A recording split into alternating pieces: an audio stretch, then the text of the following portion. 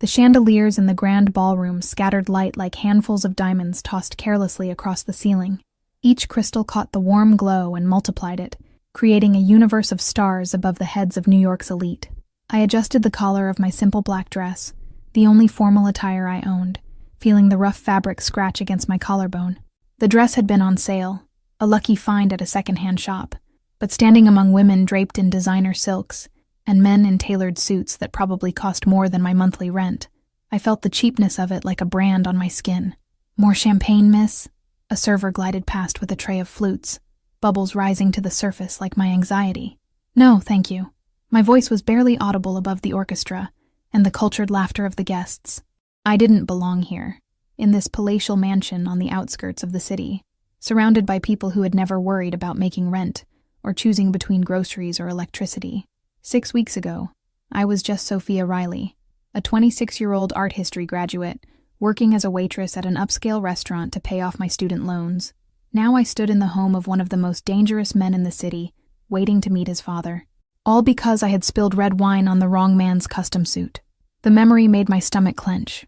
I could still feel the cold dread that had washed over me when the restaurant had gone silent, when those dark eyes had locked onto mine, eyes that belonged to Alessandro Ricci, heir to an empire I hadn't known existed until that night. I'd expected to be fired, maybe even sued for the ruined suit. I hadn't expected him to return the next day, requesting me specifically as his server, or the day after that, or the flowers that began appearing at my apartment door, an apartment he shouldn't have known the address of. "There you are," his voice came from behind me, sending a shiver down my spine that wasn't entirely fear. Alessandro materialized at my side, one hand settling possessively on the small of my back. He was breathtaking in a black suit that fit him like a second skin, his dark hair swept back from his forehead, his jaw clean-shaven and sharp enough to cut glass. The cologne he wore smelled expensive and masculine, sandalwood and something darker I couldn't name. "You disappeared," he said, his Italian accent more pronounced tonight than usual. His thumb traced small circles against my spine. "I told you to stay where I could see you. I needed some air," I replied, resisting the urge to lean into his touch. That was the problem with Alessandro. My body responded to him in ways my mind rebelled against. There are so many people. His eyes scanned the room, cataloging faces, exits, potential threats. Alessandro never relaxed. Not completely. Even now, surrounded by what I assumed were allies and associates, 2 of his men stood within eyesight, their attention trained on us. Marco, his driver and most trusted guard, lingered near the entrance, his hand never far from the bulge under his jacket. "My father has arrived," Alessandro said, his grip tightening slightly. "He's eager to meet the woman who has been taking up so much of my time." My heart skipped. I didn't realize he was the guest of honor. Alessandro's lips curved into something that wasn't quite a smile. "Every event is in my father's honor, whether he attends or not. He rarely leaves Italy these days." The implication hung in the air between us. This visit was significant, and so was my introduction. Why Alessandro wanted to parade me in front of his father like some prize, I still didn't understand.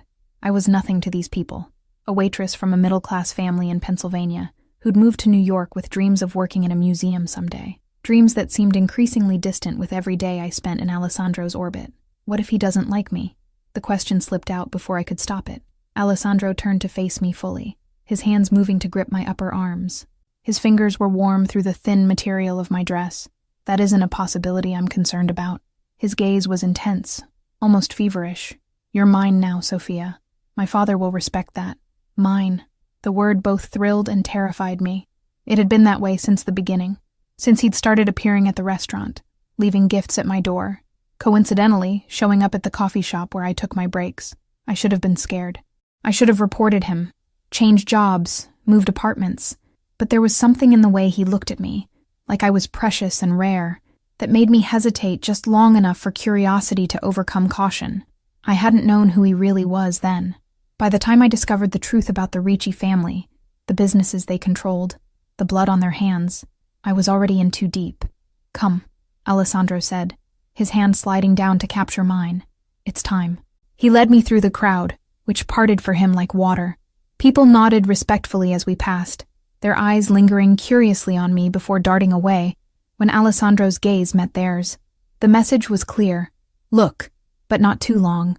Admire, but from a distance. We entered a smaller room off the main hall, more intimate but no less opulent. Heavy velvet drapes framed floor-to-ceiling windows that looked out onto manicured gardens. A fire crackled in a marble fireplace large enough for me to stand in, casting dancing shadows across antique furniture and oil paintings of stern-faced men who shared Alessandro's strong jawline and penetrating stare.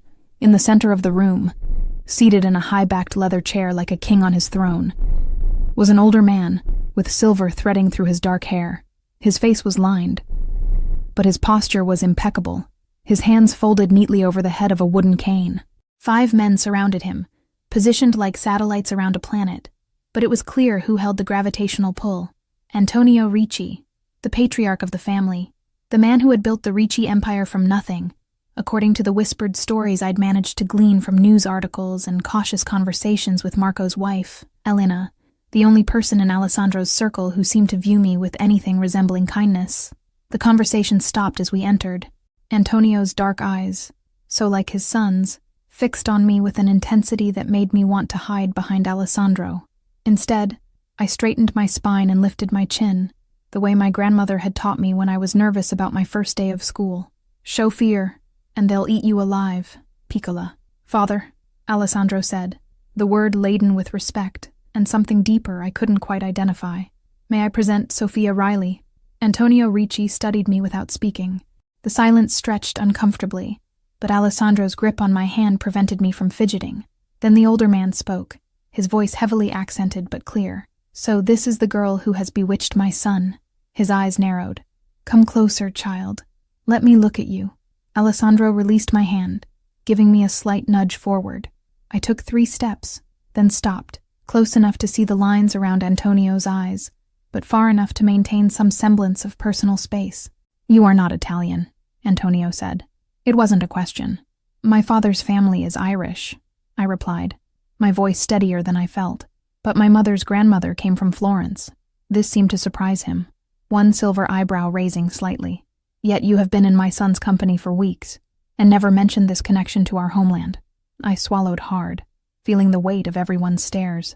Alessandro had never asked about my heritage.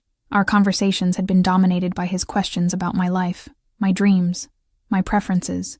He collected facts about me like treasures, storing them away for reasons I couldn't fathom. It never came up, I said simply. Antonio made a sound somewhere between a snort and a laugh. Alessandro has always been selective in his curiosity. He switched to Italian, addressing his son in rapid-fire sentences I couldn't follow. Alessandro's response was terse, his jaw tight. Whatever his father had said clearly displeased him. The tension in the room thickened, the other men shifting uncomfortably. Antonio turned his attention back to me. Do you speak the language of your ancestors, Miss Riley? Here was my chance. To impress him, to ease the tension crackling in the air, to prove I wasn't completely out of my depth in this world of wealth and power and danger. My Italian was rusty, learned at my grandmother's knee during childhood summers and polished through college courses, but it was serviceable. I took a deep breath and responded in Italian, the words flowing more naturally than I had expected. Mi dispiace se ho causato problemi tra lei e suo figlio. Non era mia intenzione. Mia nonna mi ha insegnato che il rispetto per la famiglia viene prima di tutto, e posso vedere quanto Alessandro vi rispetti. The room went utterly silent. Even the crackling of the fire seemed muted. Antonio's eyes widened almost imperceptibly, and the men around him exchanged glances. I heard Alessandro inhale sharply behind me. Had I made a terrible mistake? Said something offensive? My grandmother had taught me that respect for family comes before all else, and I had only meant to acknowledge the obvious reverence Alessandro had for his father. Antonio leaned forward slightly, his gaze searching my face as if seeing me for the first time. Your grandmother taught you well, he said finally, switching back to English. Family is everything. Without it, a man has nothing. His eyes flicked to Alessandro. My son seems to have found a woman with unexpected depths. The compliment, if it was one, warmed my cheeks. Alessandro was suddenly beside me again, his arm circling my waist in a grip that was both protective and possessive. Sophia continues to surprise me as well, Alessandro said, but there was an undercurrent to his voice I hadn't heard before. Irritation, perhaps, or something darker. His fingers pressed into my hip, not enough to hurt, but enough to communicate his displeasure. Antonio noticed. Of course he did. Nothing seemed to escape those shrewd eyes. "Come, sit beside me, Sophia," he said, gesturing to an empty chair. "Tell me about this grandmother of yours. She sounds like a woman I would have enjoyed meeting." I glanced uncertainly at Alessandro, whose face had become an unreadable mask. After a moment's hesitation, he released me with a curt nod. As I moved toward the chair, the air in the room seemed to shift and settle. I had passed some test I hadn't known I was taking, but the way Alessandro watched me, like I had revealed a secret he hadn't been privy to, told me that my victory might come with consequences I couldn't foresee. I sank into the chair beside Antonio Ricci, acutely aware that I had just altered the dynamics in a game whose rules I didn't fully understand. And as Alessandro took a position standing behind his father's chair, his eyes never leaving me, I realized with a chill that I might have traded one form of vulnerability for another. The conversation with Antonio flowed more easily than I could have imagined. He asked about my grandmother, Maria Rossi, before she became Maria Riley, and nodded appreciatively when I described her small apartment in Pittsburgh that had always smelled of basil and tomato sauce, the worn rosary beads she kept beside her bed, the old photographs of Florence that lined her walls. "She sounds like a true daughter of Italy," Antonio said, his weathered hands resting on his cane. "The old ways endure through women like her." Throughout our conversation, I was acutely aware of Alessandro behind us, silent, but radiating tension like a storm cloud about to break. The other men had dispersed throughout the room, giving us the illusion of privacy, while remaining close enough to attend to Antonio's needs if required. "And what of your parents?" Antonio asked, his dark eyes, so like Alessandro's, studying me with interest that seemed genuine. "Are they pleased about your friendship with my son?" The hesitation before friendship spoke volumes about what he assumed our relationship to be. The truth was more complicated. Alessandro had pursued me with single-minded determination, but there had been no intimacy beyond his possessive touches, his searing gazes, the occasional brush of his lips against my hand or cheek. "My parents died in a car accident when I was 19, I said, the familiar ache blooming in my chest. "It was just my younger brother and me after that." Antonio's expression softened almost imperceptibly. "I am sorry for your loss. Family is sacred." "It is," I agreed, thinking of my brother Michael, who was finishing his engineering degree at Penn State, who called me every Sunday night to check in, who had no idea about the world I'd stumbled into, who would be horrified if he knew. "And your brother? What does he think of Alessandro?" My heart skipped. Had Alessandro told his father about Michael? Or was this just an intuitive guess? "They haven't met," I said carefully. "My brother is focused on his studies." Antonio studied me for a long moment, then nodded as if I'd confirmed something for him. "A smart woman protects what is precious to her." He turned slightly to address his son in Italian, too rapid for me to follow. Alessandro responded tersely, his voice tight. The exchange continued, growing more heated until Antonio raised a hand, silencing his son with the simple gesture. "Enough," he said, switching back to English. "We will discuss this later." His gaze returned to me, calculating but not unkind. "You must forgive an old man for being overprotective of his only son. Alessandro has never brought a woman to meet me before." This revelation sent a jolt through me. Never? Not once in all these years? The weight of it settled on my shoulders, making my simple black dress feel suddenly constricting. "I'm honored," I said, because it seemed like the only safe response. Antonio's smile didn't quite reach his eyes. "Honor. Yes, a rare quality these days." He shifted in his seat, a flicker of pain crossing his features. "Alessandro, help an old man to his feet. I should greet the other guests." Alessandro moved immediately to his father's side, supporting him as he stood. Despite his age and apparent frailty, Antonio Ricci commanded the room simply by existing within it. He was shorter than his son, but somehow seemed larger, his presence filling the space around him. "Miss Riley," he said, inclining his head toward me. "I look forward to continuing our conversation another time." As they moved toward the door, Antonio leaning slightly on his cane and his son's arm, he paused to say something privately to Alessandro. Whatever it was made Alessandro's posture go rigid, his hand curling into a fist at his side before he relaxed it with visible effort. Marco appeared at the doorway as if summoned, taking over escort duty from Alessandro. Antonio gave his son one last meaningful look before departing with his guard, leaving Alessandro and me alone in the room. The silence stretched between us, taut as a wire. Alessandro stood with his back to me, staring into the fire, his shoulders a hard line under his tailored jacket. I remained seated, uncertain whether to speak or wait for him to break the silence. When he finally turned, his expression was unreadable. You never told me you spoke Italian. It wasn't a question, but I answered anyway. You never asked. I've asked you about everything, he countered, moving toward me with the fluid grace of a predator. Your favorite color, the books that made you cry, the places you dream of visiting, your first kiss, how you take your coffee.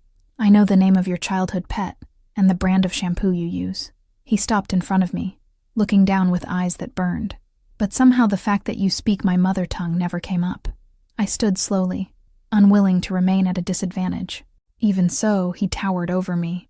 It didn't seem important. He cut himself off with a sharp laugh that held no humor. You've spent weeks letting me translate menus for you, explain Italian phrases. You sat through an entire film with subtitles last weekend. Heat rose to my cheeks. It was true. I'd kept quiet about my knowledge of Italian, letting him assume I understood nothing when he spoke to Marco or Elena in his native language. I hadn't examined my reasons too closely, but now they seemed obvious. It had been a small rebellion, a secret kept in a relationship where he seemed to know everything about me while revealing so little of himself. I wanted to keep something for myself, I admitted, holding his gaze despite the anger I saw simmering there. You've taken over my life, Alessandro. You appear everywhere. You know everything. You've made it clear that I'm yours. The word caught in my throat. But I'm still me. I still have some choices. His eyes narrowed. Is that what you think? That I've taken your choices away? Haven't you? The words came out more forcefully than I intended. I still have the same job, but you own the restaurant now. I live in the same apartment, but your men watch the building day and night.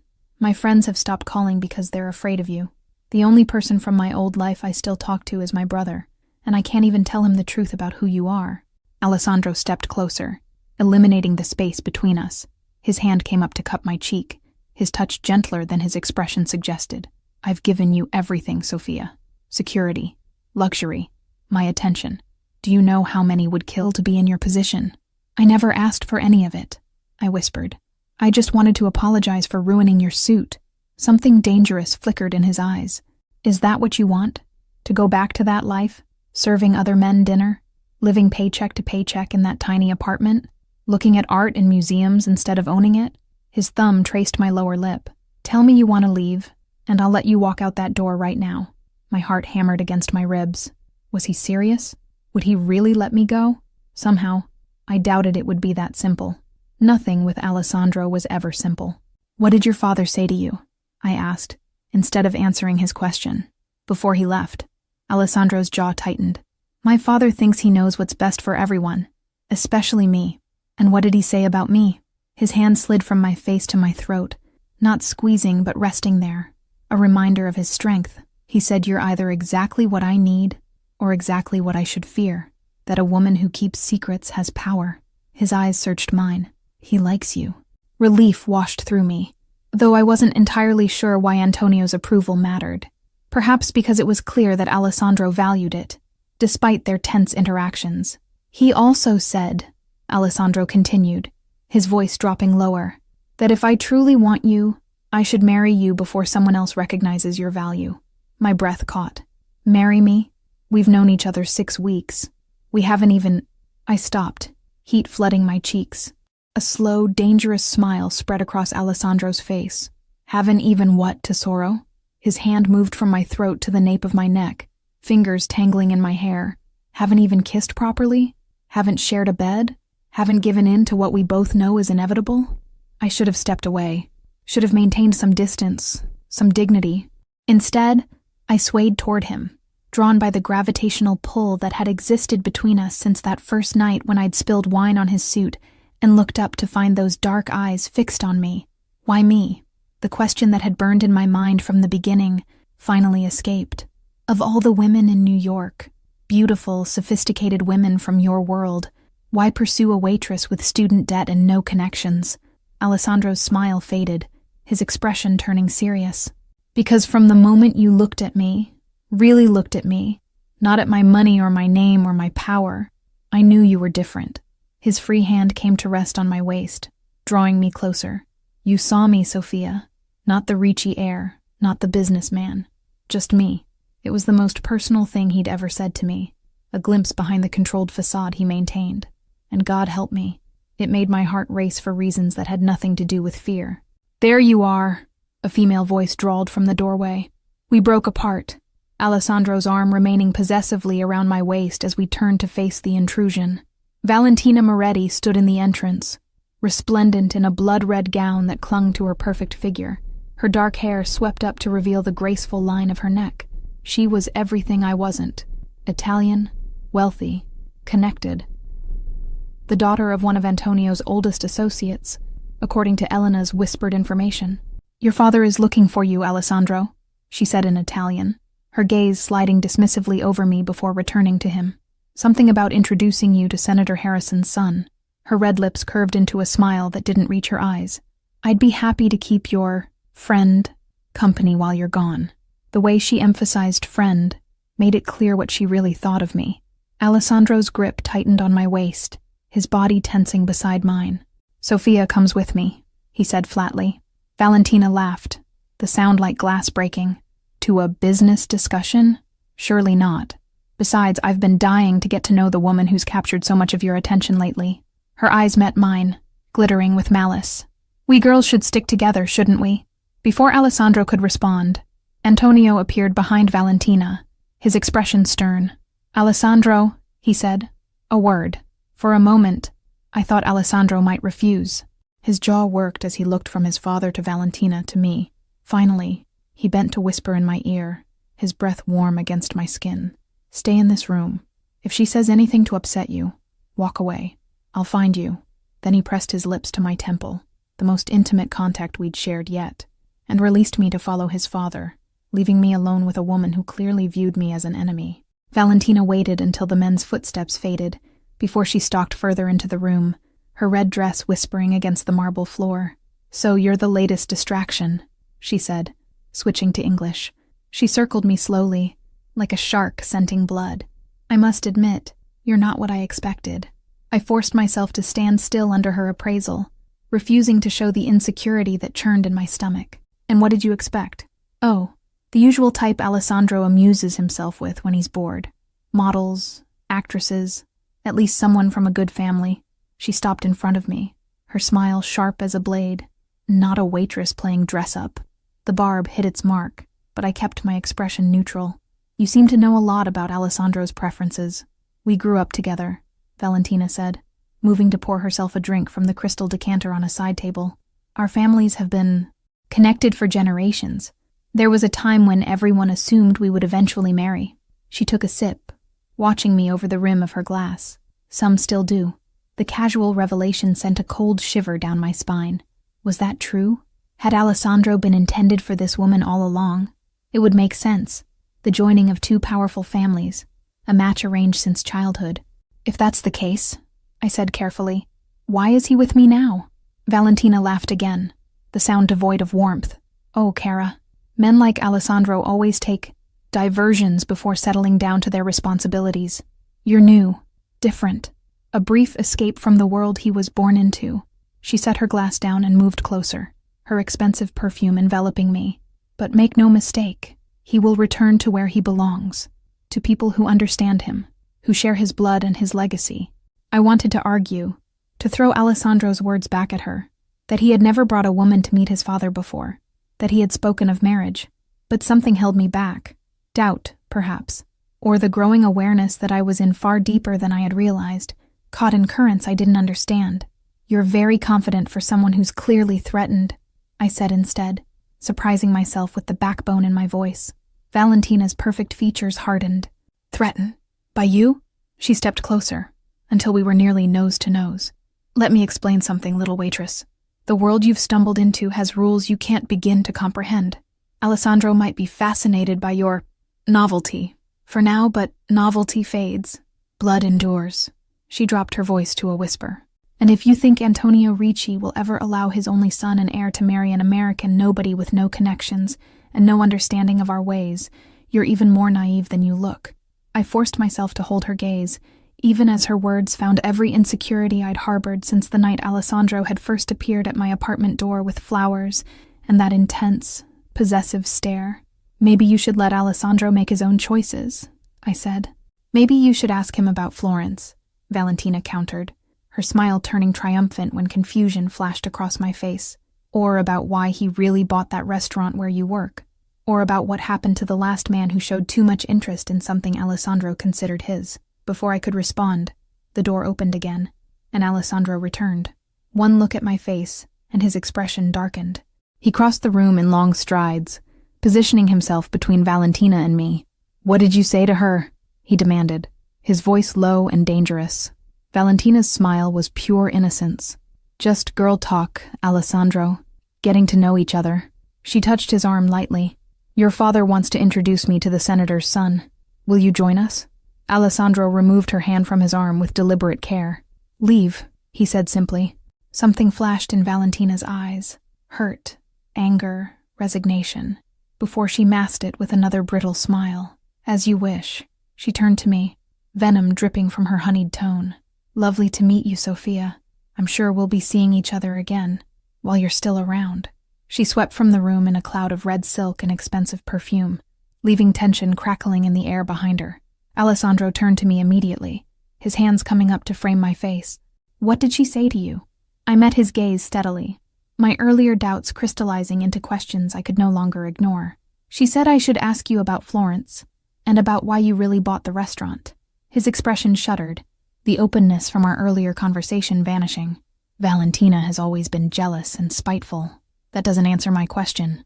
His hands dropped from my face, his jaw tightening. "This isn't the place for that conversation." "Then where is?" I challenged, emboldened by the turmoil of the evening, the unexpected connection with Antonio, the revelations about Alessandro's past with Valentina, the growing certainty that I was caught in something far more complex than a wealthy man's infatuation with a waitress. "When will you tell me the truth, Alessandro?" "All of it." Something shifted in his expression. A decision made. "Tonight," he said finally, "after we leave here. I'll take you somewhere private, and I'll tell you everything you want to know." He reached for my hand, his fingers twining with mine. "But first, we need to get through the rest of this evening. Can you do that for me?" I hesitated, torn between pressing for answers now and the promise of full disclosure later. Finally, I nodded. "Yes, but I'm holding you to that promise." Alessandro's thumb traced circles on the back of my hand, his expression unreadable as he studied me. "You continue to surprise me, Sophia Riley." As he led me back toward the main ballroom, where Antonio Ricci would be holding court among New York's elite, I couldn't shake Valentina's words, or the chill they had sent through me. Blood endures. Novelty fades. I had entered Alessandro's world thinking it was a simple case of attraction, of a powerful man used to getting what he wanted, setting his sights on me. Now I wasn't sure of anything, except that before the night was over, I would demand the truth, whatever it might cost us both. The remainder of the evening passed in a haze of forced smiles and polite conversation. Alessandro kept me at his side as we circulated through the crowd, his hand a constant presence at my waist, on my back, around my shoulders, marking me as his in ways that weren't lost on anyone watching. And people were watching, their curious gazes following us, as Alessandro introduced me to business associates, political figures, and family friends whose names blurred together in my memory. Antonio observed us from his place of honor, his dark eyes missing nothing.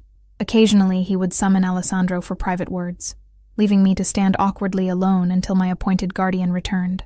During one such interlude, Elena, Marco's wife, appeared at my side with a glass of water.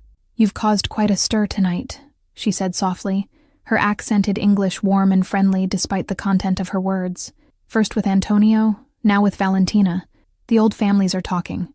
I took a grateful sip of water, my throat dry from tension and forced small talk.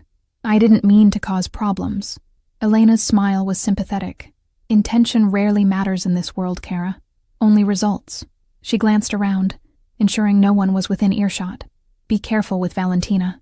Her family has been aligned with the Riccis for generations. Many expected her to marry Alessandro." "So she said," I murmured, watching as Alessandro spoke with his father across the room, their body language tense despite their composed expressions. "Were they ever together?" "There was an understanding," Elena said carefully. "Nothing official, but expectations in our world carry weight of their own." She touched my arm lightly. "Alessandro has never looked at any woman the way he looks at you. Not Valentina. Not anyone." The revelation should have been reassuring, but it only deepened my unease. Why me, though? I'm nobody. Elena's expression turned serious. We are all somebody to someone, Sophia. Her eyes flicked to where Marco stood guard near Antonio. I was just a school teacher when Marco found me. Love doesn't follow logic. Is that what this is? Love? The question escaped before I could stop it. Elena studied me for a moment. Alessandro doesn't do anything halfway. Whatever he feels for you, it's consuming him. She squeezed my arm once before letting go. Just remember, the more precious something is to him, the more fiercely he will guard it, the more completely he will own it.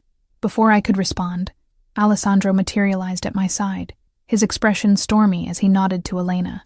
Keeping my guest company, Elena? Very thoughtful. Elena dipped her head respectfully. Of course. Sophia is a delight.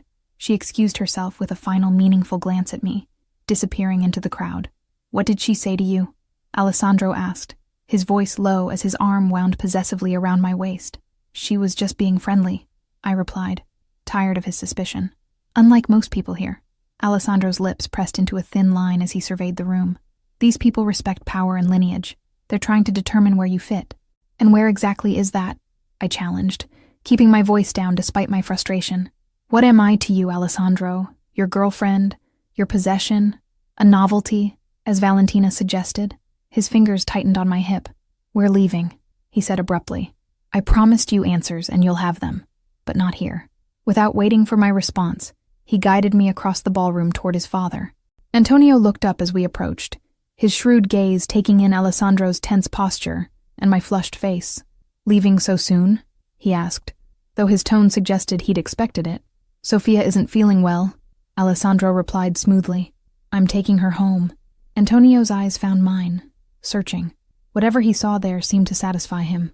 Very well. He reached for my hand, his grip surprisingly strong for an elderly man.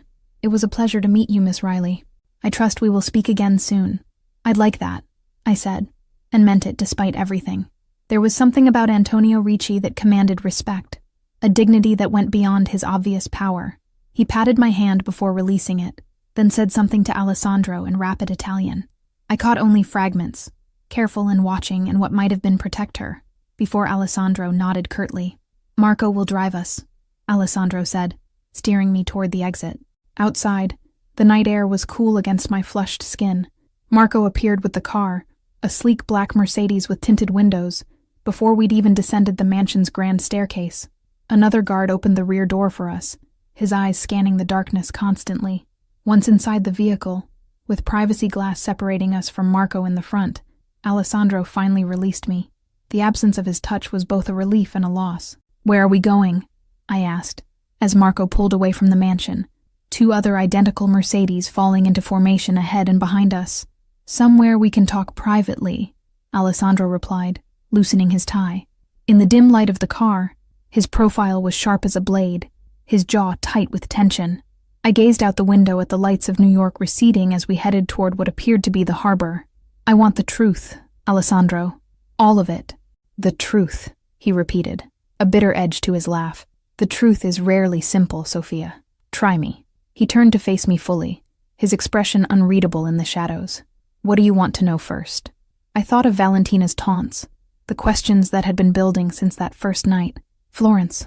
Why did Valentina tell me to ask you about Florence? Alessandro was silent for so long I thought he might not answer. Finally he sighed, running a hand through his dark hair. Because she knew it would unsettle you. Because Florence connects us in ways neither of us realized until tonight. What does that mean? Your grandmother, he said. Maria Rossi, from Florence. His gaze held mine. My grandfather was born in Florence. The Ricci family controlled most of the city for generations before my father moved our base of operations to New York. A chill ran down my spine. That's just a coincidence. Alessandro's smile held no warmth.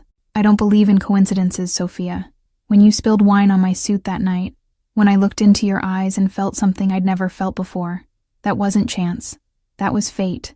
You can't possibly believe I had you investigated, he cut in, his voice matter-of-fact. After the second time I came to the restaurant. Background checks, family history, standard procedure for anyone who catches my attention. Anger flared in my chest. Standard procedure.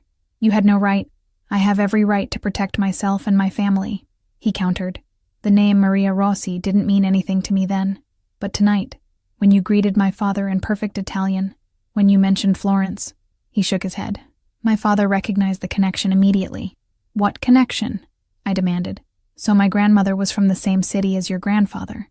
That's hardly significant in a world where millions of Italians immigrated to America. Alessandro leaned closer, his eyes intense. The Rossis were once a powerful family in Florence, rivals to the Riccis, until my grandfather eliminated the competition and took control of their territories. The surviving Rossis fled, to America, to other parts of Europe. My blood ran cold. Eliminated? What does that mean? It means exactly what you think it means, Alessandro said quietly. This isn't a world of corporate takeovers and polite business acquisitions, Sophia. It's blood and territory and power. Are you saying— I could barely form the words, my mind reeling with implications. Are you saying my grandmother's family was involved with the Mafia? I'm saying your blood is as old and powerful as mine, that we come from the same world, whether you knew it or not. His hand found mine in the darkness. When I tell my father you're nobody, he sees a lie. He sees the descendant of his oldest enemies sitting beside his son. The car turned onto a private road, leading to what appeared to be a marina. Through the windshield, I could see lights reflecting off dark water, the silhouettes of yachts and smaller vessels bobbing gently in the night.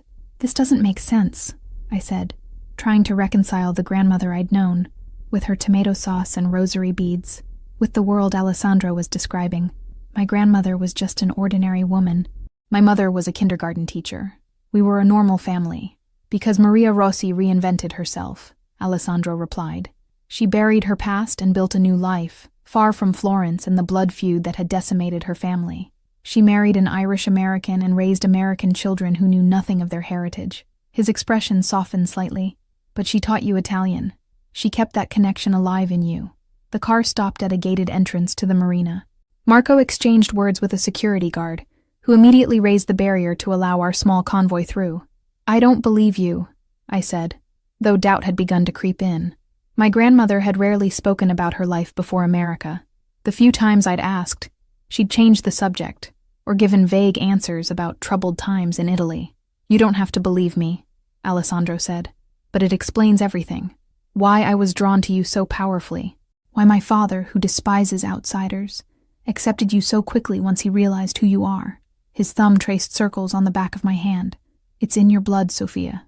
The fire, the strength, everything I saw in you from the first moment. I pulled my hand away, my thoughts in chaos. So what are you saying? That you pursued me because of some twisted fascination with my family history?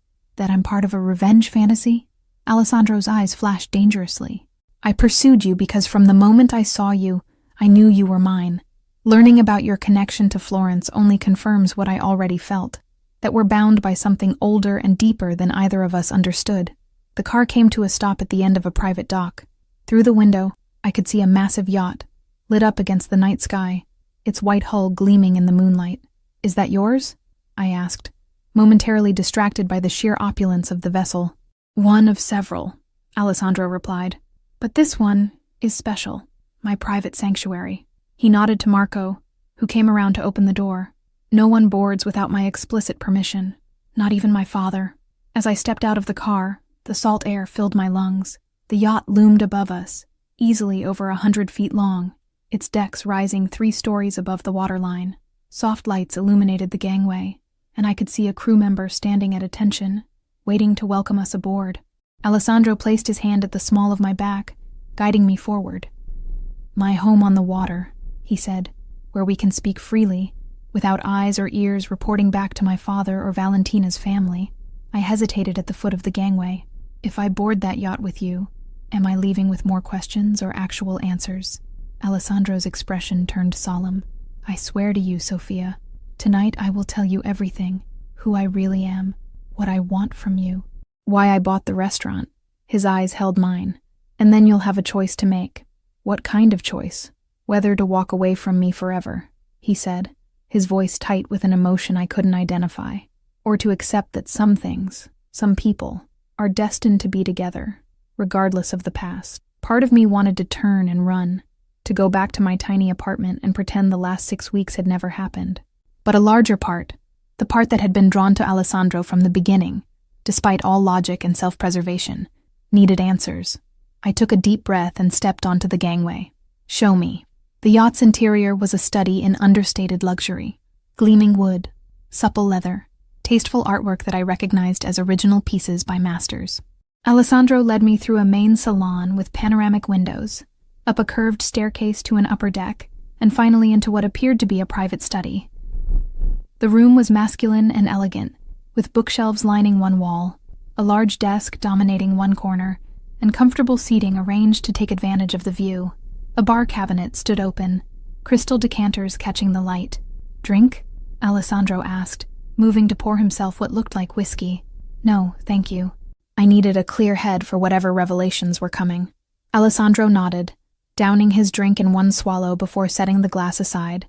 He shrugged out of his suit jacket, draping it over a chair before loosening his tie further. The actions were oddly intimate, a man making himself comfortable in his private space. Sit, he said, gesturing to a leather sofa. This may take some time. I perched on the edge of the sofa, my back straight, hands folded in my lap. Alessandro remained standing, pacing slowly before stopping to look out the window at the lights of New York in the distance. My father built an empire, he began, his voice low and measured. He took what my grandfather had started in Italy and expanded it across continents. Legitimate businesses, shipping, construction, real estate, technology, and other ventures that operate in shadows. Criminal enterprises, I said plainly. Alessandro turned, his expression unreadable. The line between legal and illegal is often a matter of who writes the laws, Sophia. But yes, what you would call criminal enterprises, protection, gambling, certain controlled substances. You're admitting you're part of the Mafia. His smile was cold. That term is a media invention. We are a family with interests that sometimes fall outside conventional legal frameworks. Don't play word games, I said, anger giving me courage. You told me you'd give me the truth. Alessandro's eyes flashed, but he inclined his head in acknowledgement. Very well. Yes, the Ricci family has controlled what law enforcement calls organized crime in this region for 3 generations. My father expanded our operations globally. I have continued that expansion since taking over day-to-day operations 5 years ago. The casual admission sent a chill through me. This wasn't a movie or a book. This was real. A man standing before me, calmly discussing criminal empires as if he were talking about stock portfolios. And the restaurant? I asked, remembering Valentina's taunt. Alessandro's jaw tightened. I bought it the day after I met you, to keep you close, to ensure your safety. My safety was never in danger until I met you, I pointed out. You have no idea what dangers existed in your life before me, he countered. The difference is that now you have my protection. I stood, unable to remain still with the emotions churning inside me. So all of this, pursuing me, buying my workplace, the gifts, the coincidental meetings, it was all about control, about owning me. Alessandro moved toward me, his movements fluid and predatory. It was about wanting you, about knowing, from the first moment I saw you, that you belonged with me. He stopped just short of touching me. The restaurant was just the beginning.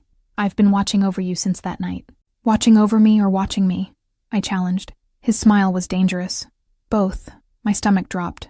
What does that mean? It means I know your routine, Sophia. The coffee shop where you stop every morning. The bookstore you visit on Sundays. The park bench where you sit to eat lunch when the weather is nice. He reached out to tuck a strand of hair behind my ear, his fingers lingering against my skin. I know the names of your 3 closest friends, all of whom have gradually stopped calling because they sense something has changed in your life. I know your brother calls every Sunday at 8, and that you never tell him anything substantial about me. Horror and violation wash through me. You've been spying on me. I've been protecting what's mine, he corrected, learning everything about you, making sure you're safe. I stepped back, putting distance between us. I'm not yours. I never agreed to any of this. Alessandro's expression darkened. You accepted my gifts, my invitations. You let me into your life, because I didn't know who you really were.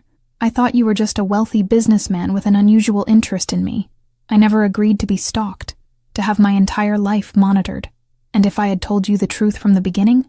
He asked. If I had said, I am Alessandro Ricci, heir to an empire built on blood and power, and I want you to be mine, would you have given me a chance? The question brought me up short. Would I have? The answer came more readily than I liked to admit.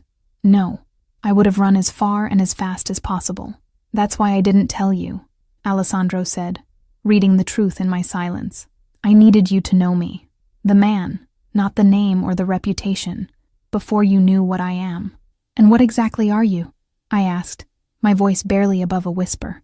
Alessandro closed the distance between us again, his hands coming up to frame my face. This time I didn't pull away.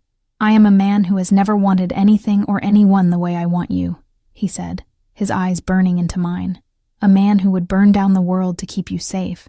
A man who, for the first time in his life, is willing to give someone power over him. My heart hammered against my ribs. What does that mean? It means I love you, he said simply. It means I want you by my side, as my equal, my partner, my wife. The declaration stole my breath. 6 weeks of intense pursuit, of mysterious gifts and longing gazes, and now this man, this dangerous, powerful man, was offering me everything. You can't possibly mean that, I said. You barely know me. I know everything about you, Alessandro countered. Your hopes, your fears, your strength. I know that you're the daughter of Maria Rossi's bloodline, whether you understood what that meant before tonight or not. I know that you're the only woman who has ever made me question my path, my purpose. His thumbs stroked my cheeks gently. I know that when you're not with me, I can't think of anything but finding you again. This is insane, I whispered. We come from different worlds. No, he said firmly. We come from the same world. You just didn't know it until now. His gaze intensified. Your grandmother fled from who she was, who her family was. She buried her heritage and her power. But it lives in you, Sophia. I saw it from the beginning. I pulled away from his touch, needing space to think.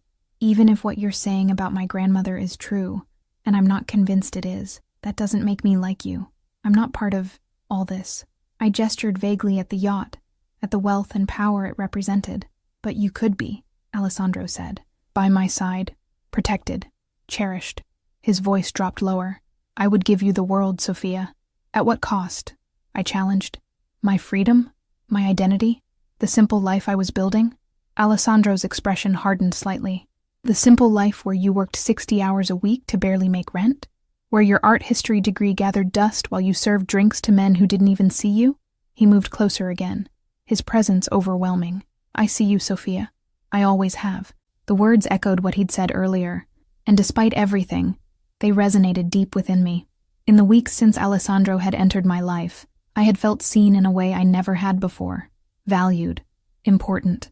If what you say about my grandmother is true, I said slowly, if our families were rivals, doesn't that make this even more complicated? Your grandfather eliminated my family's power. Doesn't that make us enemies, not destined lovers? Alessandro's smile was dark and satisfied. What better way to unite two bloodlines than through marriage? To end an ancient feud? My father sees it. Why do you think he accepted you so quickly tonight? He reached for my hand, bringing it to his lips. The daughter of Rossi blood, the son of Ricci power. Together. The romantic in me, the part raised on fairy tales and grand gestures, wanted to surrender to the intoxicating vision he painted. But the practical, cautious part held firm. I need time, I said, to process all of this, to decide what I want. Alessandro studied me for a long moment, then nodded. Time, he agreed, but not distance. Not now that Valentina has seen you as a threat. Not now that the families know of your existence. His expression turned grave. The world I inhabit is dangerous, Sophia. Now that you've been connected to me publicly, that danger extends to you as well. Fear curled in my stomach. Are you threatening me? Never, he said fiercely. I'm warning you of threats that exist whether you choose to be with me or not. There are people who would use you to get to me now, who would see harming you as a way to hurt me. His hands gripped my shoulders. Let me protect you. Stay here, on the yacht, while you consider your decision. Alarm bells rang in my head. You want me to stay here? With you? The yacht has 6 guest staterooms, Alessandro said. You can have complete privacy, your own space. The crew will attend to your needs. You'll be safe here while you think. It sounded reasonable, but a voice in the back of my mind whispered that stepping further into Alessandro's world, onto his territory, would make it that much harder to leave if I decided to. And if I refuse? I asked. If I want to go home to my apartment tonight? Alessandro's expression didn't change, but something in his eyes hardened.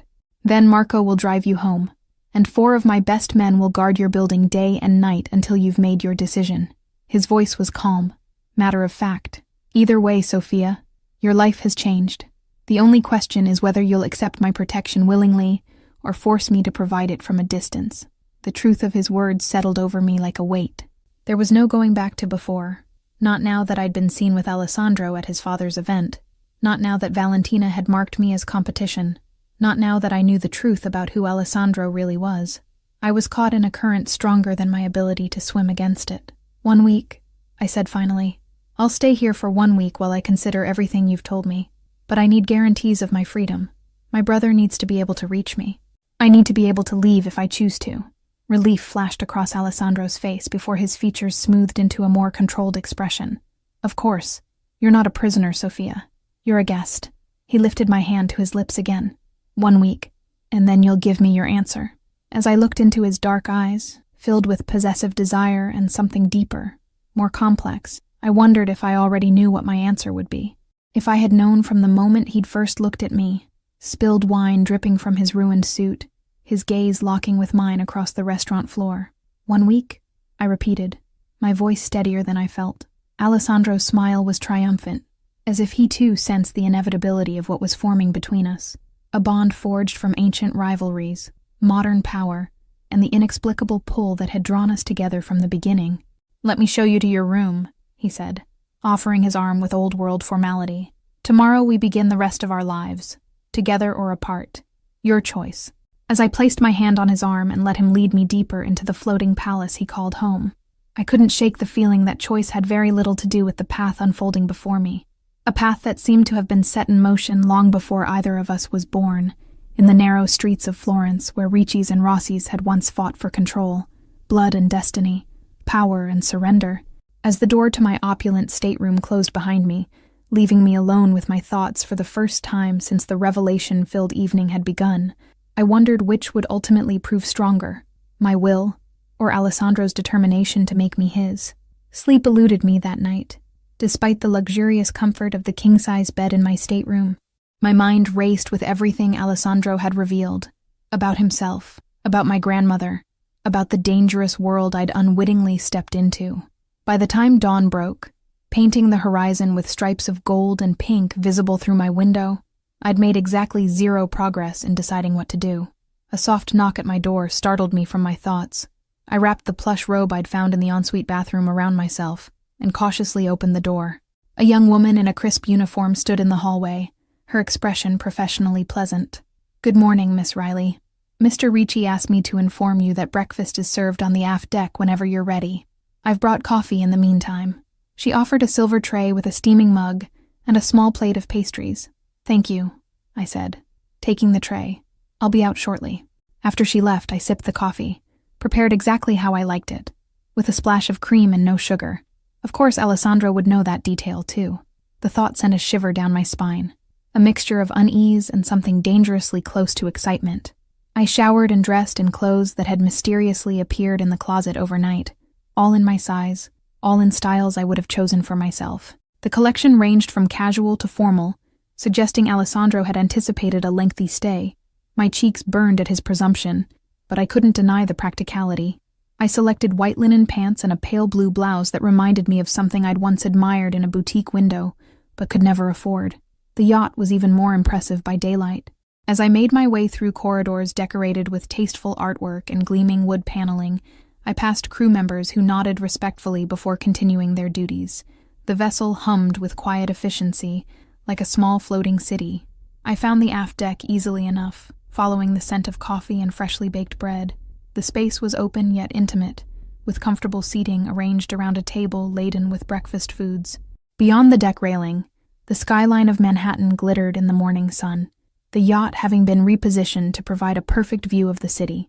Alessandro stood at the railing, his back to me, dressed in tailored pants and a white shirt, with the sleeves rolled up to reveal strong forearms. He turned as I approached, as if sensing my presence, and the intensity of his gaze stole my breath. Whatever else he was, criminal, stalker, possessive, the man was devastatingly handsome.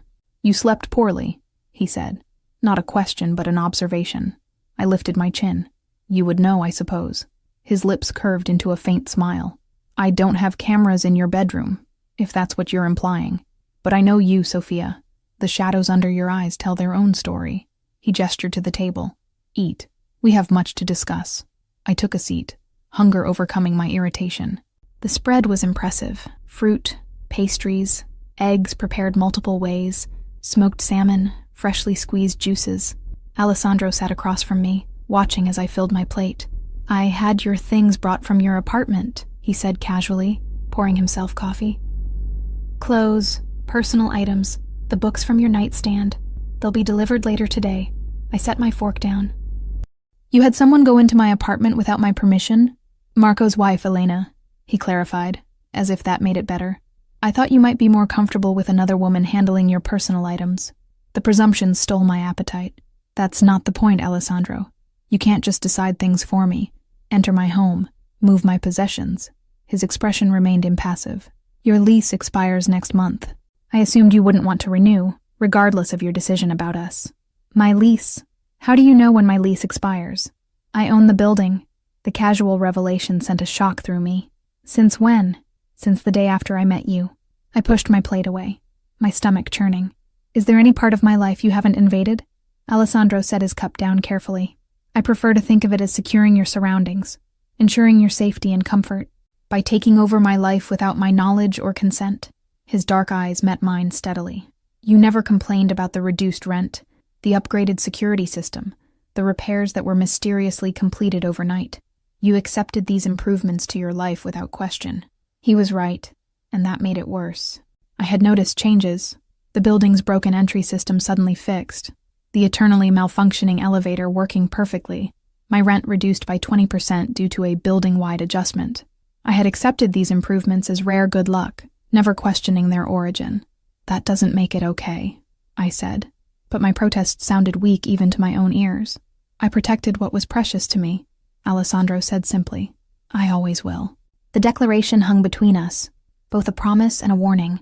I took a deep breath, trying to organize my thoughts. Tell me more about my grandmother, I said finally, about her family in Florence. You claim they were like yours. I need proof. Alessandro studied me for a moment, then nodded. Fair enough. He stood, extending his hand. Come with me. I hesitated before placing my hand in his, allowing him to lead me back into the yacht's interior. We descended a level and entered what appeared to be a state-of-the-art office. One wall was lined with computer monitors, another with books and files.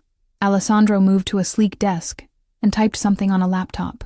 Your grandmother's maiden name was Maria Rossi, born 1937 in Florence, daughter of Vincenzo Rossi and Lucia Conti. He turned the screen to show me a digital scan of what appeared to be an old document, a birth certificate. The Rossi family controlled most of Florence's northern district for 3 generations, specializing in art theft and forgery, protection of local businesses, and later, control of shipping routes through the port of Livorno. My mouth went dry as I stared at the document, at the name that matched my grandmother's. This could be anyone. Rossi is a common name. Alessandro nodded, unsurprised by my skepticism. It is. But this particular Maria Rossi disappeared from Florence in 1955, shortly after her father and 2 brothers were killed in what newspapers called a business dispute. He pulled up another document, a newspaper clipping with a headline in Italian. I could make out enough to understand it described a shooting that had left 3 members of a prominent family dead.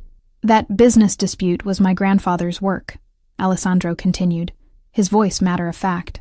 The final move in a power struggle that had lasted decades. The Ricci family took control of Rossi territories, absorbed their operations.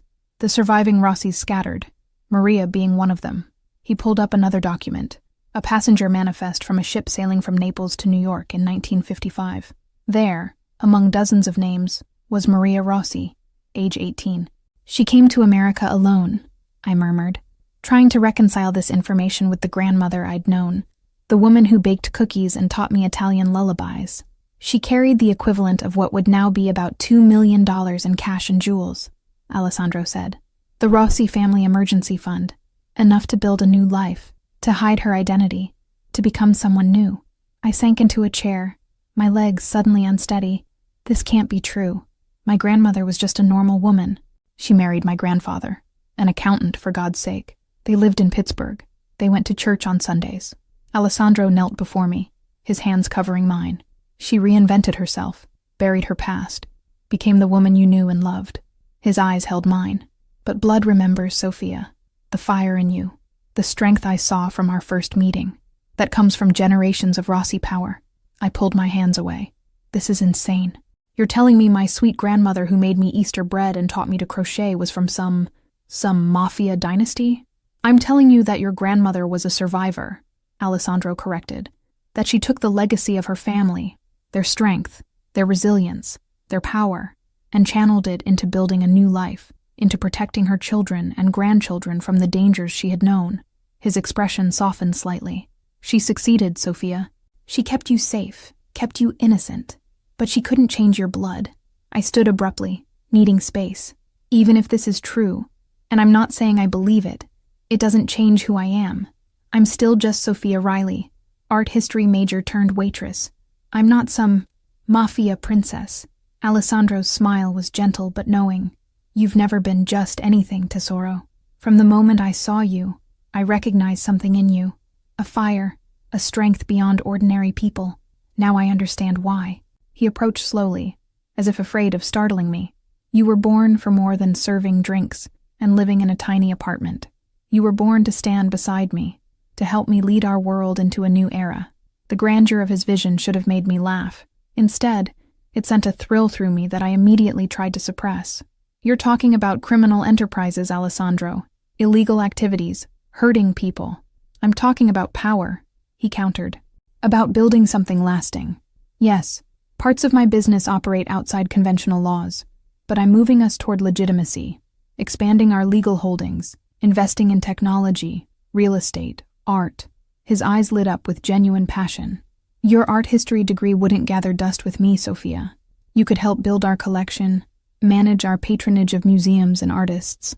The temptation in his words was seductive, a life where my education mattered, where I wouldn't struggle paycheck to paycheck, where I would stand as an equal beside a man who clearly adored me, but at what cost?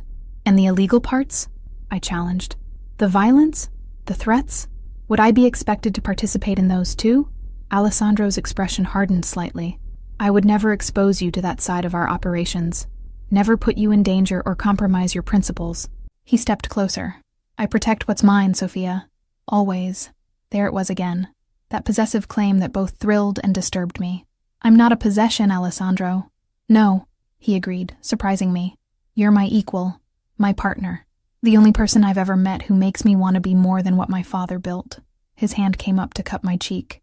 With you beside me, I could transform our family's legacy, make it something we could both be proud of. The sincerity in his voice was disarming. For the first time, I glimpsed vulnerability beneath his controlled exterior. A man raised in darkness, seeing a possibility of light. I need time, I said again, pulling away from his touch. This is overwhelming. Alessandro nodded, dropping his hand. You have a week, as promised. Take today to settle in, to think. The yacht is at your disposal. The gym, the library, the sun deck. The crew will attend to whatever you need. He checked his watch. I have business to attend to in the city, but I'll return for dinner. You're leaving? I hadn't expected to be left alone so soon. The world doesn't stop turning because I've found the woman I want to spend my life with, he said with a slight smile. Though I wish it would. He moved toward the door, then paused. Marco will remain on board. If you need anything, or if you wish to go ashore, he'll accompany you. A babysitter, or a jailer, depending on how one looked at it. When will my brother call? I asked suddenly. It's Sunday. He always calls on Sundays. Alessandro's expression softened.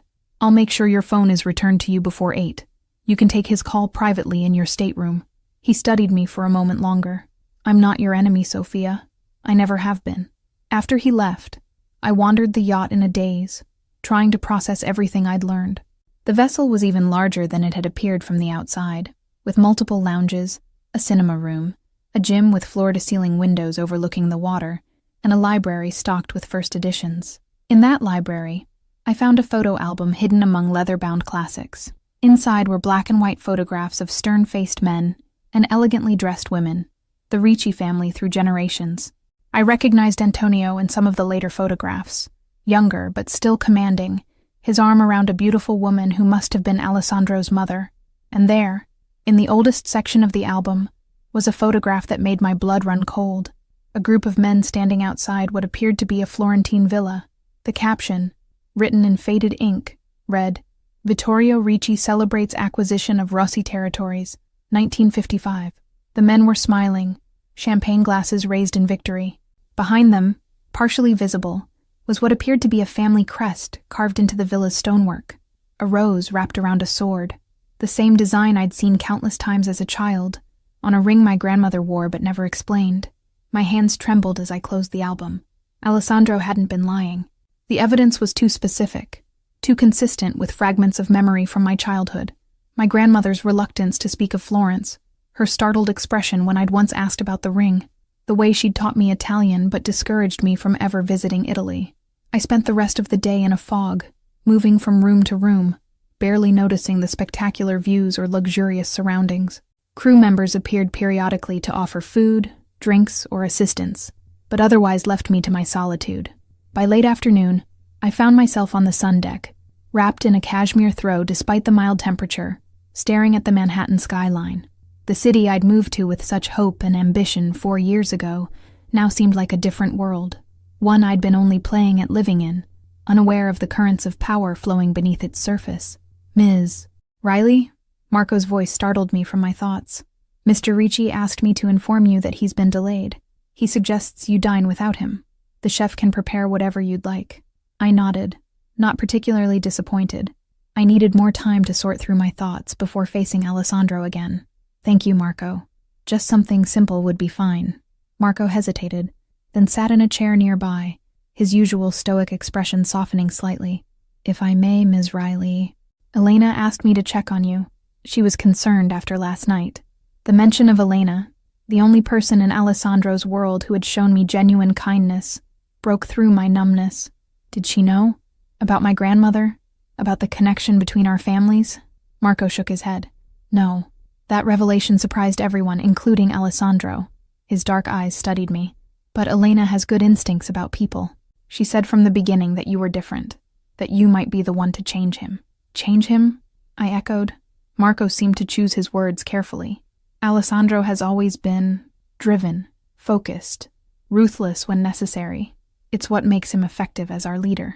He glanced out at the city lights beginning to twinkle in the gathering dusk. But since meeting you, there have been changes. Small ones, perhaps not visible to most. But Elena and I have known him since childhood. We see them. What kind of changes? He smiles more, Marco said simply. He speaks of the future with hope, not just determination. He's been quietly restructuring certain operations, moving resources away from the more problematic areas of our business. I absorbed this information, not sure whether to believe it. Why are you telling me this? Marco stood, straightening his jacket. Because whatever you decide this week will change more than just your life. He paused. Your phone is on the table in your stateroom. Your brother will likely call soon. After he left, I remained on deck until the chill drove me inside. I picked at the meal delivered to my stateroom, some kind of delicate pasta dish that I barely tasted, and waited for my phone to ring. When it did, exactly at 8, I nearly lunged for it. Michael, I breathed, relief washing through me at the sound of my brother's voice. Hey sis, he said, his tone light. How's the big city treating you? Sorry I missed last week's call. Finals were kicking my ass. I froze. Last week? I hadn't spoken to Michael in 2 weeks. Not one. Which meant, no problem, I said, forcing normality into my voice. I've been busy too. How are classes? As Michael launched into a detailed account of his engineering projects, my mind raced. Someone had spoken to my brother last Sunday. Someone pretending to be me. Alessandro? One of his people? The violation sent a wave of nausea through me. I managed to maintain the conversation, making appropriate responses while my anger built. Michael seemed to notice nothing amiss, chatting about professors and projects and his plans for after graduation. And what about you? He asked eventually. Still seeing that businessman you mentioned? The Italian guy? Another shock. I had never told Michael about Alessandro, never mentioned him in our calls. Another lie. Another manipulation. It's complicated, I said carefully. Listen, Michael, I need to ask you something. When exactly did I tell you about him? There was a pause. I don't know. A few weeks ago? You said you'd met someone, that he was taking you to nice restaurants, showing you around parts of the city you'd never seen before. You seemed pretty into him. Michael's voice turned teasing. First guy you've mentioned since that disaster with Ryan's sophomore year, so he must be special. My blood ran cold. Weeks of false conversations, manufactured updates about a relationship I'd never discussed with my brother. How long had Alessandro been monitoring my calls? Intercepting them? Having someone impersonate me? Soph, you still there? Michael asked. I swallowed hard. Yeah, sorry. Bad connection for a second. I needed to warn him somehow, to let him know something was wrong without alerting whoever might be listening. Hey, do you remember that code we made up when we were kids? For when one of us was in trouble? Michael laughed. The Mayday thing? Where we'd talk about visiting Grandma's grave if something was wrong. Man, we were dramatic kids. Relief washed through me. He remembered. Yeah, that one. I was just thinking about it the other day. Random, but okay. He paused. Everything all right, Soph? You sound weird. I forced brightness into my voice. Everything's fine, just tired. Actually, I've been thinking about taking a trip soon. Maybe to Pittsburgh, to visit Grandma's grave. It's been too long. The coded message hung between us for a moment. I held my breath, praying he would understand. Grandma's grave? Michael repeated, his voice suddenly careful. Yeah, it has been a while. When were you thinking of going? Maybe next weekend, I said, my heart pounding. I'll let you know. Actually, Michael said slowly, I might join you. I could use a break from campus. Let's talk details later this week. Understanding passed between us, silent but clear. Something was wrong. He would be ready. We finished the call with casual goodbyes, but my hands were shaking as I set the phone down. If Alessandro had been monitoring my calls with Michael for weeks, having someone impersonate me, what else had he done? What other parts of my life had he infiltrated without my knowledge? The door to my stateroom opened without a knock. Alessandro stood in the threshold, his expression thunderous. Gone was the controlled, seductive man from this morning. In his place stood someone darker, more dangerous, the true face of a man who commanded an empire built on violence and fear. Going to Pittsburgh next weekend? He asked, his voice deceptively soft. To visit your grandmother's grave? So he had been listening. Of course he had. I stood, refusing to be intimidated despite the fear coursing through me. You've been intercepting my calls with my brother, having someone pretend to be me, feeding him information about us that I never shared.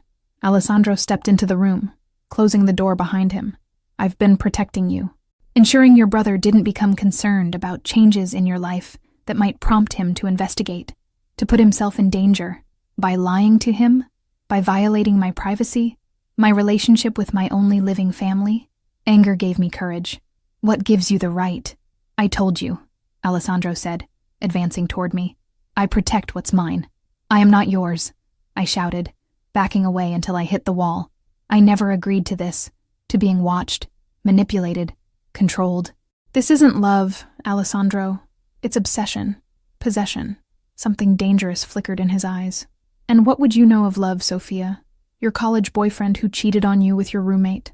The meaningless dates you've gone on since moving to New York. Men who saw your beauty but never your fire, your strength. The fact that he knew these details about my past, details I'd never shared with him, only fueled my anger.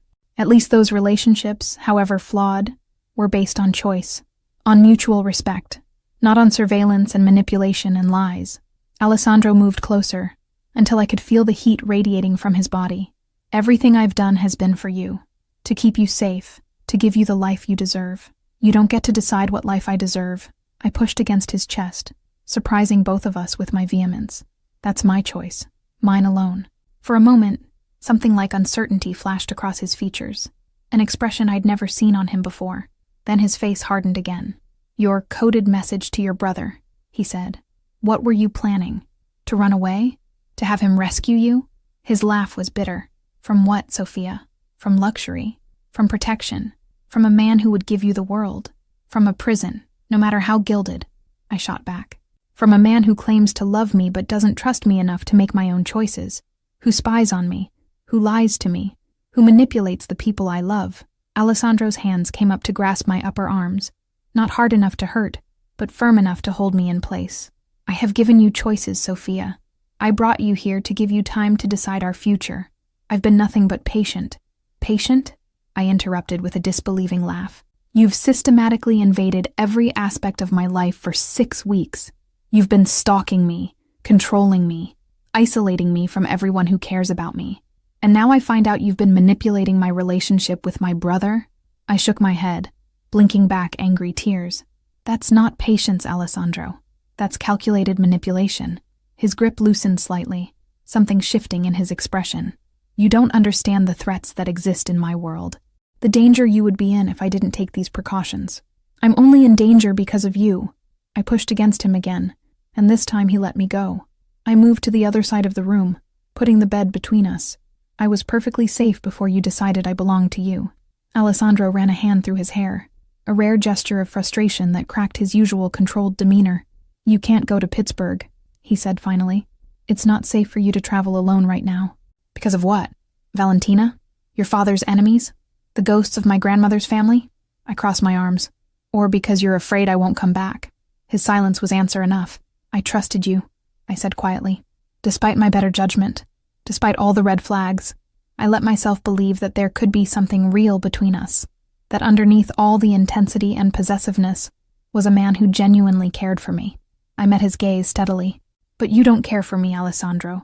You care for the idea of me, the possession of me, not the real me with my own thoughts and choices and independence. Something flickered in his eyes. Pain, perhaps, or recognition. That's not true, he said, his voice lower than before. I see you more clearly than anyone ever has, Sophia. I know you, your strength, your fire, your capacity for more than the small life you've been living. If you really knew me, I countered, you would understand that freedom to make my own choices is non-negotiable, that trust is essential, that I can't love someone who lies to me, who manipulates me, who treats me like a prize to be won and locked away. Alessandro's expression stilled, his eyes searching mine. Love, he repeated. You said love. I hadn't realized my choice of words until he pointed it out. Heat rushed to my face. That's not the point. It is precisely the point, he interrupted, moving toward me again, slower this time. You feel it too, Sophia. This connection between us, this inevitability. He stopped at the edge of the bed, respecting the barrier between us. I have made mistakes in how I've handled this. Perhaps my methods have been excessive, but my feelings for you are real, more real than anything I've ever known. The sincerity in his voice made something in my chest ache. That was the cruelest part of all. I believed him, believed that in his twisted way, he did love me. And worse, despite everything I just learned, some part of me still responded to him, still wanted him. If your feelings are real, I said carefully, then prove it. Give me actual freedom, not the illusion of it. Let me make real choices, not predetermined ones. Alessandro studied me for a long moment. What exactly are you asking for? I took a deep breath. First, no more interference with my brother. I talk to him privately, and no one pretends to be me or monitors our calls. After a brief hesitation, he nodded. Agreed. Second, I want the truth, about everything. No more drip-feeding information. No more secrets about my family or yours. No more manipulations. The truth isn't always pleasant, Sophia. I'm not asking for pleasant. I'm asking for honest. He inclined his head slightly. Very well. I steeled myself for the last demand, the one that would truly test his claims. And third, I want to leave this yacht, tonight, to go back to my apartment and have real space to think, without your men watching me, without being in your territory. Alessandro's expression hardened. That I cannot allow. Not with Valentina aware of your importance to me, not with the families watching. Then we have nothing more to discuss, I said flatly, because I won't be a prisoner, Alessandro. No matter how luxurious the cell. We stared at each other across the bed, at an impasse that seemed insurmountable. The attraction between us, the connection that had sparked from our first meeting, still hummed in the air, but now it was tangled with anger, betrayal, and the clash of two strong wills. After what felt like an eternity, Alessandro spoke. One night, he said finally. You can return to your apartment for one night. With Marco and two others watching the building. Not you, the building. He held up a hand when I started to protest. That is non-negotiable, Sophia. Your safety is paramount, whether you believe in the threat or not. One night wasn't much, but it was something. A concession, however small, to my autonomy.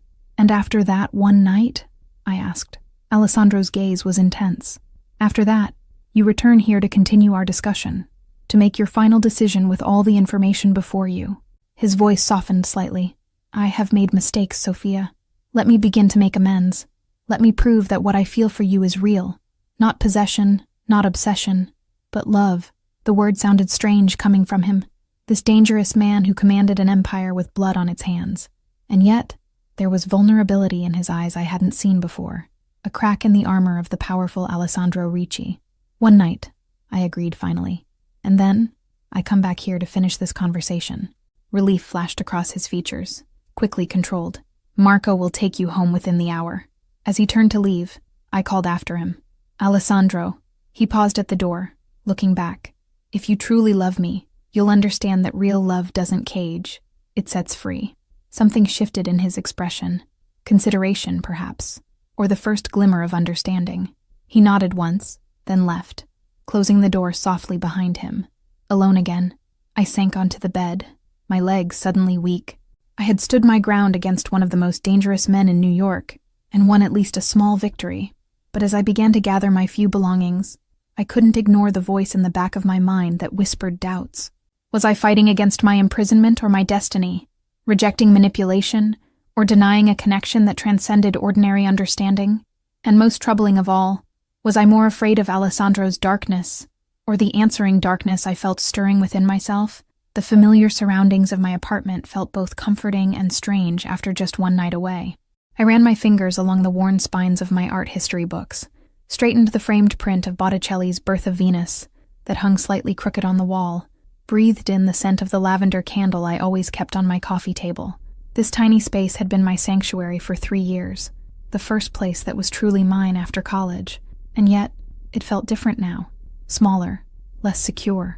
Knowing what I knew about Alessandro, about the world he inhabited, about my own family history, it changed how I saw everything. I moved to the window and peeked through the blinds. A black SUV was parked across the street, Marco visible in the driver's seat. Alessandro had kept his word about the security detail, at least. I wasn't being watched inside my apartment, but the building was under surveillance. Protection or imprisonment? The lines seemed increasingly blurred. My phone buzzed with a text from Michael. Hey sis, got your message about Grandma. I'll be in NYC Thursday night. Send me your address. I'll come straight there. Love you. My heart squeezed. My little brother, ready to drop everything and rush to my aid based on nothing but our childhood code. I typed a quick response, assuring him I was okay for now, but that we needed to talk in person. I didn't give my address. Not yet. Not until I decided what to do about Alessandro, about all of this. I took a long shower in my tiny bathroom with its temperamental water pressure, a far cry from the luxurious ensuite on the yacht. As I dried my hair, I noticed a box on my dresser that hadn't been there when I left for Antonio's event. Inside was a delicate gold chain with a pendant, a small rose wrapped around the hilt of a sword, the Rossi family crest. A note in Alessandro's distinctive handwriting accompanied it. This belonged to your grandmother. My father's men recovered it from the villa in Florence before it was destroyed. It should be returned to its rightful heir. My hands trembled as I lifted the necklace. It was old, the gold warm and soft with age. Had my grandmother worn this in Florence, before her family was destroyed and she fled to America? Had she been forced to leave it behind in her escape? I fastened it around my neck, the pendant settling against my collarbone as if it belonged there. In the mirror, my reflection seemed different. My eyes darker, my posture straighter. The woman looking back at me wasn't just Sophia the waitress anymore. She was someone with history, with blood ties to power, with a legacy both terrible and fascinating. The thought sent a shiver through me. Was I becoming what Alessandro had seen in me from the beginning? Was I embracing a heritage I hadn't even known existed a week ago? I spent the rest of the evening researching, using my laptop to search for information about the Rossi family of Florence, about Italian crime families in America, about Alessandro himself. Most of what I found was fragmented, contradictory, or clearly sensationalized. The Riccis operated in shadows, controlling information as carefully as they controlled their territories. By midnight, my eyes were burning with exhaustion, but my mind was still racing. I made a cup of chamomile tea and curled up on my second-hand sofa, trying to sort through the tangle of emotions and revelations. Alessandro had lied to me, manipulated me, invaded my privacy in ways that were unforgivable. And yet, there was truth in what he'd said as well. He had seen something in me from the beginning, something I hadn't recognized in myself. He had offered me a life beyond the constraints of student debt and dead-end jobs. He had wanted to give me the world, but at what cost? My freedom? My identity? My soul? I dozed off on the sofa, still dressed, the Rossi pendant warm against my skin. In my dreams, I walked through the streets of Florence, a city I'd never visited but somehow knew intimately. Alessandro walked beside me, our hands intertwined, his dark eyes watchful as always. Behind us followed shadowy figures. Protection or threat, I couldn't tell. Ahead, a villa with a familiar crest above its gates beckoned. Home or prison? In the logic of dreams, it seemed to be both at once. I woke with a start at 3 a.m, my heart racing. Something had disturbed my sleep. A noise, a presence. I sat up, blinking in the darkness, and nearly screamed when I saw a figure sitting in the chair across from me. "I didn't want to wake you," Alessandro said quietly, his face half illuminated by the streetlight filtering through my blinds. "How did you get in?" I demanded, pulling my knees to my chest, putting distance between us. "I have a key." Of course he did. He owned the building. "You promised me one night alone," I reminded him, anger replacing fear. "It hasn't even been 12 hours. Alessandro leaned forward, his elbows on his knees. He looked different, his usual immaculate appearance slightly disheveled, his hair tousled as if he'd been running his hands through it, his eyes shadowed with what might have been exhaustion or concern. "Valentina's family made a move," he said without preamble. "One of their associates was caught trying to access information about you. Your daily routines, your brother's location at university, your former boyfriends." A cold dread washed over me. "Why?" "Because they see you as my weakness." Alessandro's voice was flat, controlled, but I could sense the rage simmering beneath. "Because if they can't hurt me directly, they'll try to hurt what matters to me. And that's me," I said softly. His eyes met mine in the darkness. Yes, the simple confirmation hung between us. Whatever else Alessandro was, whatever his methods, his deceptions, his feelings for me were real. Dangerous, possessive, perhaps even destructive, but real. "What happened to the associate?" I asked, not sure I wanted to know the answer. "He's being questioned."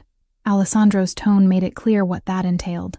"We need to know how much information was already passed to the Moretti family, how extensive their surveillance has been." I wrapped my arms around myself, suddenly cold despite the mild spring night.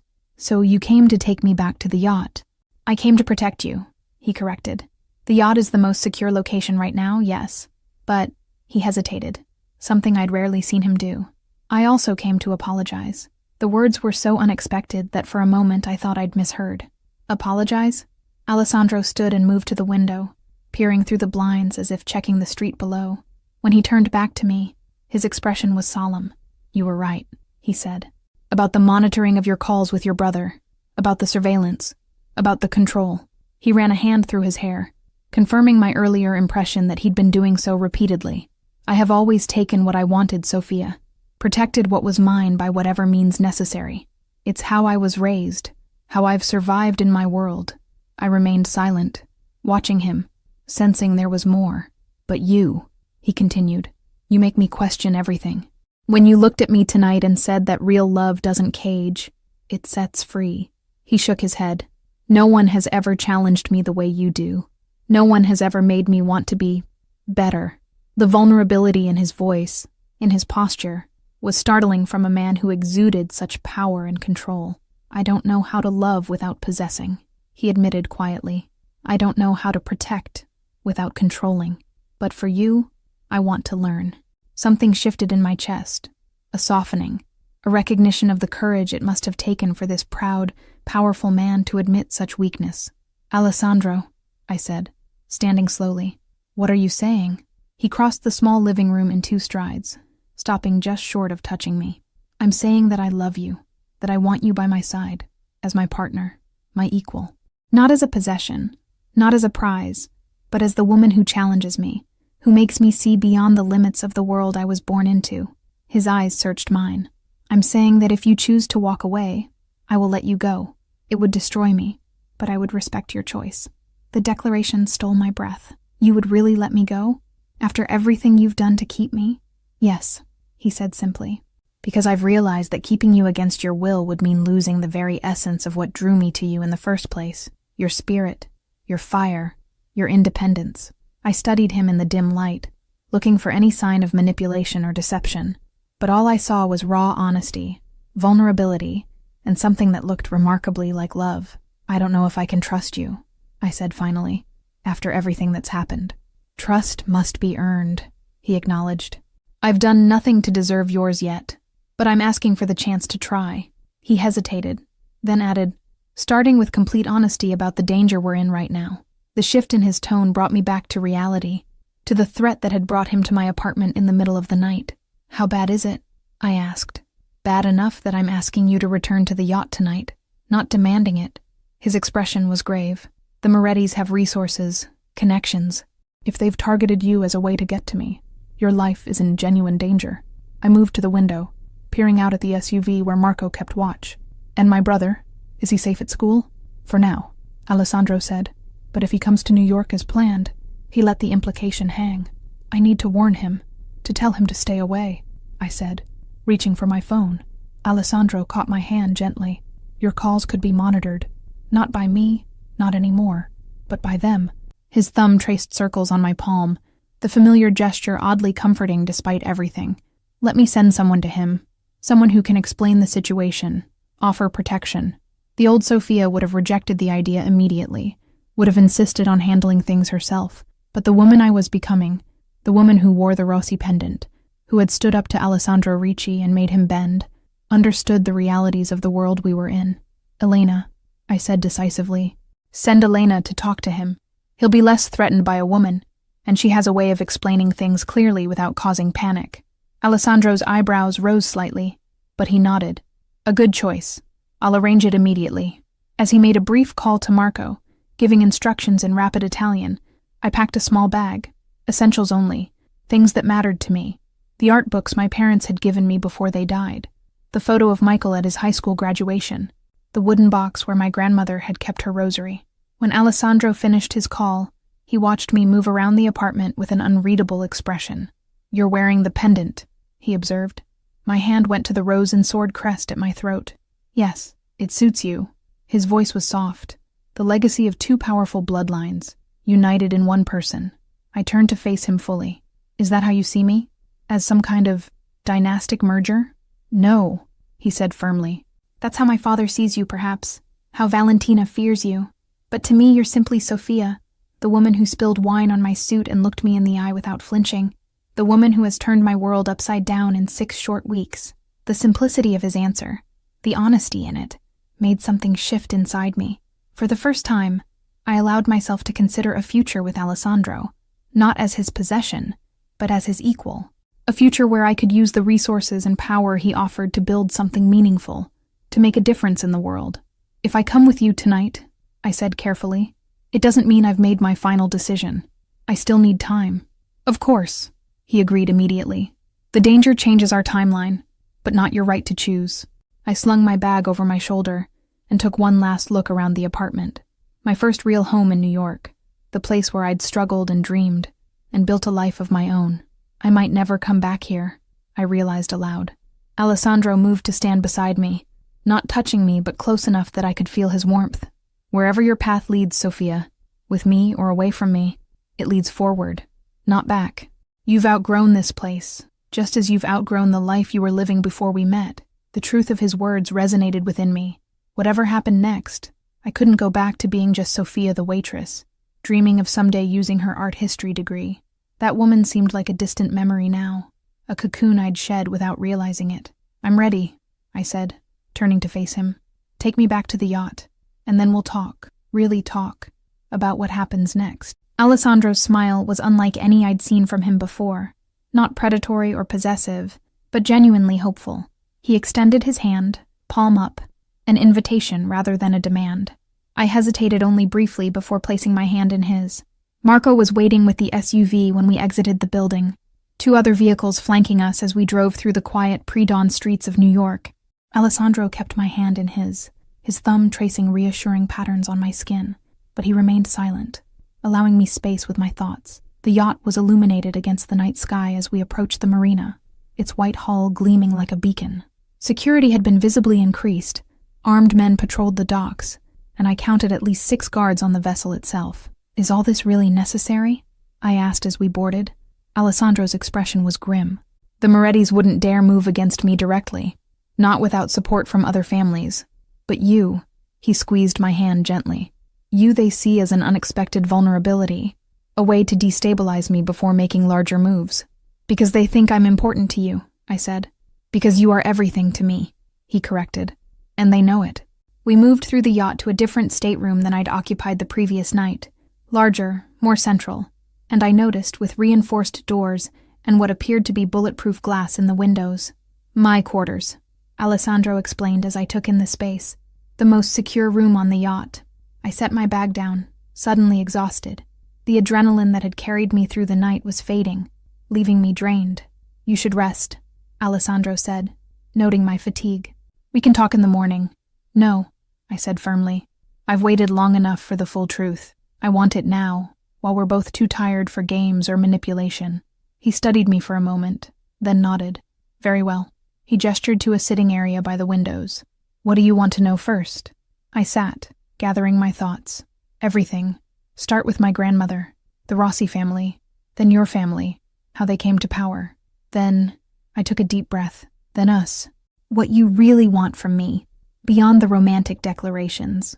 Alessandro poured 2 glasses of water and sat across from me, his posture more relaxed than I'd ever seen it, as if some burden had been lifted now that we were having this conversation. The Rossis were one of the oldest families in Florence, he began. They controlled art theft and forgery, protection rackets, some gambling. Your great-grandfather, Vincenzo Rossi, was known for his appreciation of beauty. He only stole the finest pieces, only worked with the most talented forgers. A small smile touched Alessandro's lips. Your love of art runs in your blood, it seems. I touched the pendant at my throat, imagining this unknown ancestor who shared my passion. The Riccis were newer to Florence but more aggressive, Alessandro continued. My grandfather, Vittorio, wanted to consolidate power, to modernize operations. The Rossi stood in his way. His expression turned somber. In 1955, he eliminated the competition. Your great-grandfather and his 2 sons were killed in what was made to look like a dispute with another family. Only Maria, your grandmother, escaped, along with her mother, who died during the journey to America. The clinical way he described the murder of my ancestors should have horrified me. Instead, I felt a strange detachment, as if he were describing characters in a history book rather than my own blood relatives. And your family? I prompted. How did you come to New York? My father was 18 when the Rossis were eliminated. He saw the potential for expansion beyond Italy, and America was the land of opportunity. He convinced his father to send him to New York to establish connections. Alessandro's pride in his father was evident despite their complex relationship. Within 20 years, he had built an empire larger than anything the Riccis had controlled in Italy. Shipping, construction, real estate, legitimate businesses backed by less legitimate means when necessary. And you? I asked. Where do you fit in this empire? Alessandro's expression shifted, becoming more animated. I was groomed from birth to take over, but my vision has always been different from my father's. He built through force and fear. I believe in evolution, moving our operations into technology, financial services, global investments, less blood, more profit. He leaned forward slightly. The old ways are unsustainable in the modern world. I've been transitioning our family away from them gradually, much to my father's dismay. This revelation surprised me. You want to go legitimate? I want to adapt, he clarified. To transform our power into something that can endure for generations without the constant threat of war and retribution. The violence of my grandfather's era, even my father's, it belongs to the past. His gaze held mine. Meeting you only strengthened that conviction. How? I challenged. I knew nothing about any of this until yesterday.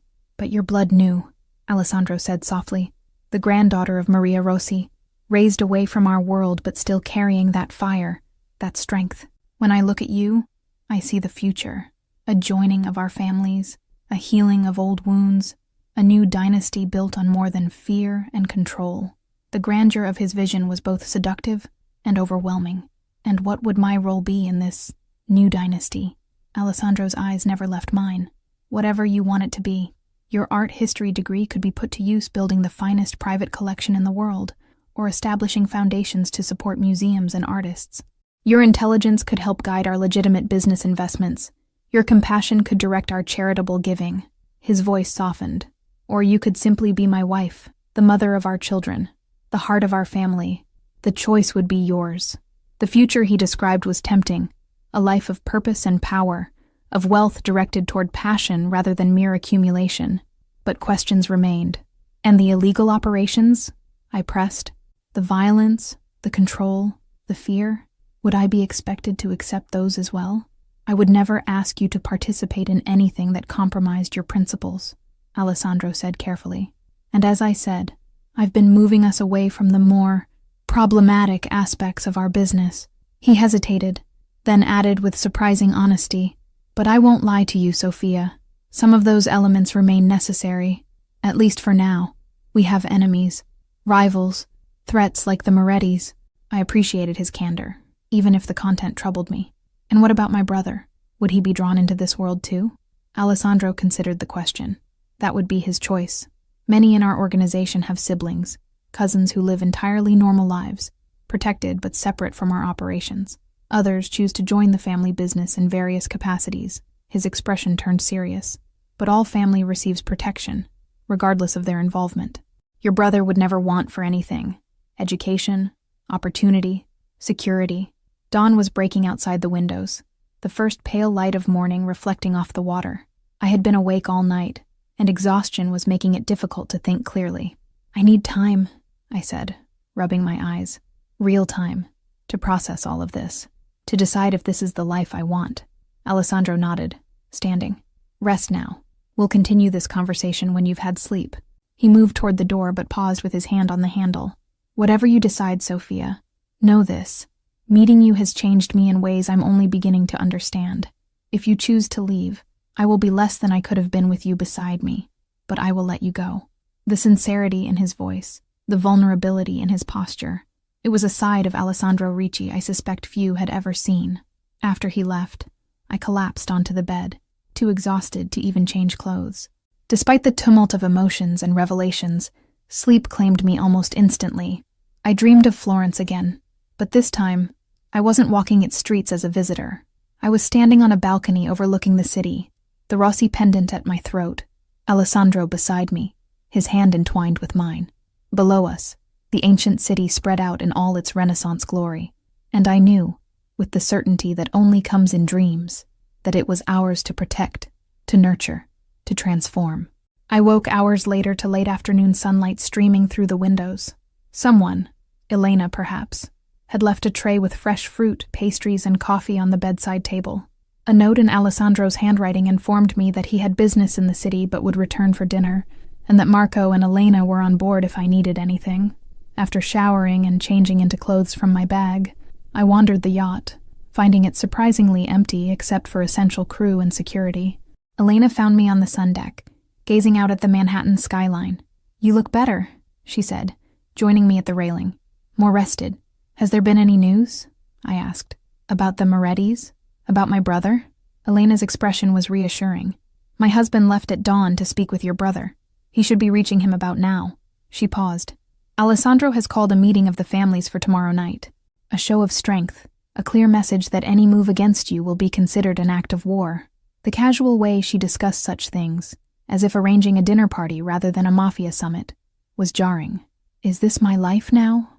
I asked, more to myself than to Elena. "Talk of wars and enemies and shows of strength?" Elena's smile was knowing. "It's not so different from the world of art you studied, no? Powerful families, patronage, competition, beauty intertwined with violence." She gestured toward the city. The Medicis were no less ruthless than the Riccis, just more celebrated by history. The comparison was surprisingly apt. "Did you choose this life, Elena? Or were you born into it like Alessandro?" "I was a schoolteacher in Naples," she said, her expression softening with memory. "Marco was assigned to protect a Ricci business interest near my school. He watched me for weeks before he approached me." Her laugh was light, musical. "I thought he was just a security guard with a crush. By the time I learned who he really was, who he worked for, I was already in love." "Did you ever regret it?" I asked. "Entering this world?" Elena considered the question seriously. "There have been difficult moments, sacrifices, adjustments, but no, I don't regret it." She turned to face me fully. "Love is always a risk, Sophia. In our world, or any other. The question is whether the man is worth the risk. And Marco is worth it for you? Her smile was radiant. Every day, even the hard ones. She squeezed my hand gently. Alessandro is not Marco. He carries more weight, more responsibility. His position demands things of him that my husband's does not. But I have known him since we were children, and I have never seen him look at anyone the way he looks at you. Before I could respond, her phone buzzed. She checked the message, her expression turning more formal. Alessandro is returning. He asks if you would join him for dinner in the main salon at 8. She hesitated, then added, he also says to tell you that Elena has made contact with your brother. He is safe and has agreed to remain at his university until this situation is resolved. Relief washed through me. Thank you.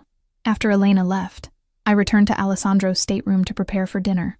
I found a closet filled with clothes in my size, not the ones from my apartment, but new pieces, elegantly simple, and exactly my taste. Under normal circumstances, I might have bristled at the presumption. Now, I simply chose a midnight blue dress that caught my eye and prepared to face Alessandro again. The main salon was transformed for dinner, soft lighting, a table set for two by the windows, a view of the city lights beginning to twinkle as dusk fell. Alessandro was waiting, dressed in a dark suit that emphasized his broad shoulders and lean strength. He turned as I entered, his expression warming at the sight of me. "You look beautiful," he said simply. "Thank you for sending Elena to my brother," I replied, accepting a glass of wine from a crew member who appeared and disappeared with practiced discretion. Alessandro nodded. It seemed the best solution. She reports that he was understandably concerned, but has agreed to remain on campus with additional security for the time being. Additional security meaning your men. Yes, he didn't apologize or justify it. His safety is paramount, both for his sake and for yours. We sat at the table, where the first course was served, something delicate involving seafood that I barely tasted despite its obvious quality. My mind was too full of the decision looming before me. "I've spent the day thinking," I said finally, setting down my fork, "about everything you've told me, about the life you're offering." Alessandro set down his own utensils, giving me his full attention. And I took a deep breath. "I have conditions, non-negotiable ones." His expression revealed nothing. "I'm listening. First, my brother remains completely uninvolved unless he chooses otherwise. His education, his career, his future, all of it proceeds exactly as he wants, with no interference." Alessandro nodded. "Agreed. Second, I want to use my art history degree, not just as a hobby or a side project, but as a real focus. I want to build something meaningful, a foundation, a museum, something that supports artists and preserves cultural heritage." A hint of a smile touched Alessandro's lips. "I would expect nothing less. Your passion for art was one of the first things that drew me to you. Third," I continued, my voice firm, "I want complete transparency.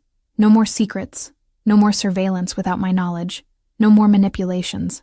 I understand that your world requires certain precautions, but I need to be informed, to be part of the decisions that affect me and those I care about." This condition seemed to give him pause. After a moment, he inclined his head. "Within the bounds of security concerns, yes. There may be operations, details that are safer for you not to know, but I will never again keep you in the dark about matters that directly concern you." I nodded, accepting the compromise. "Fourth, and most importantly, your talk of transitioning to legitimate business must be more than talk. I need to see real progress, real change. I won't raise children in a world built on violence and fear." Alessandro's eyes widened slightly at the mention of children, our children, before his expression turned serious again. "That transition is already underway. With you beside me, it would accelerate." He leaned forward, his gaze intense. "You have to understand, Sophia. Change too sudden could create power vacuums, trigger conflicts more dangerous than the status quo. It must be strategic, measured." "I understand that," I said. "I'm not naive enough to think it could happen overnight, but I need to know that it's a genuine priority, not just something you're saying to appease me." "It is," he said firmly. "It has been since before I met you. You've only strengthened my resolve." I took a sip of wine, considering my next words carefully. "There's one more thing. A test, if you will." "A test?" His eyebrow arched. "Yes, I want to visit Florence, to see where my grandmother came from, where our family's histories intertwined." I held his gaze steadily. "And I want to go alone." Alessandro went very still. The Moretti situation can be resolved, I interrupted. You said yourself you're calling a meeting of the families tomorrow. Once that's settled, once you've made your position clear, I want 2 weeks in Florence, by myself, to connect with my heritage, to think without your influence, to make my final decision with clear eyes. It's too dangerous, he said flatly. It's necessary, I countered. If you truly meant what you said about letting me choose freely, about loving without possessing, then this is how you prove it. Let me go. Trust that I'll return if that's what I truly want. Alessandro stood abruptly, moving to the window to stare out at the city lights. His back was rigid, his hands clasped behind him with tension, evident in every line of his body. And if you don't return? He asked, his voice low. Then you'll know our connection wasn't as faded as you believed, I said simply, that it wasn't meant to be. He turned to face me, his expression raw with an emotion I'd never seen from him before. Fear. Not physical fear, but something deeper, more profound. The fear of losing something precious, something irreplaceable.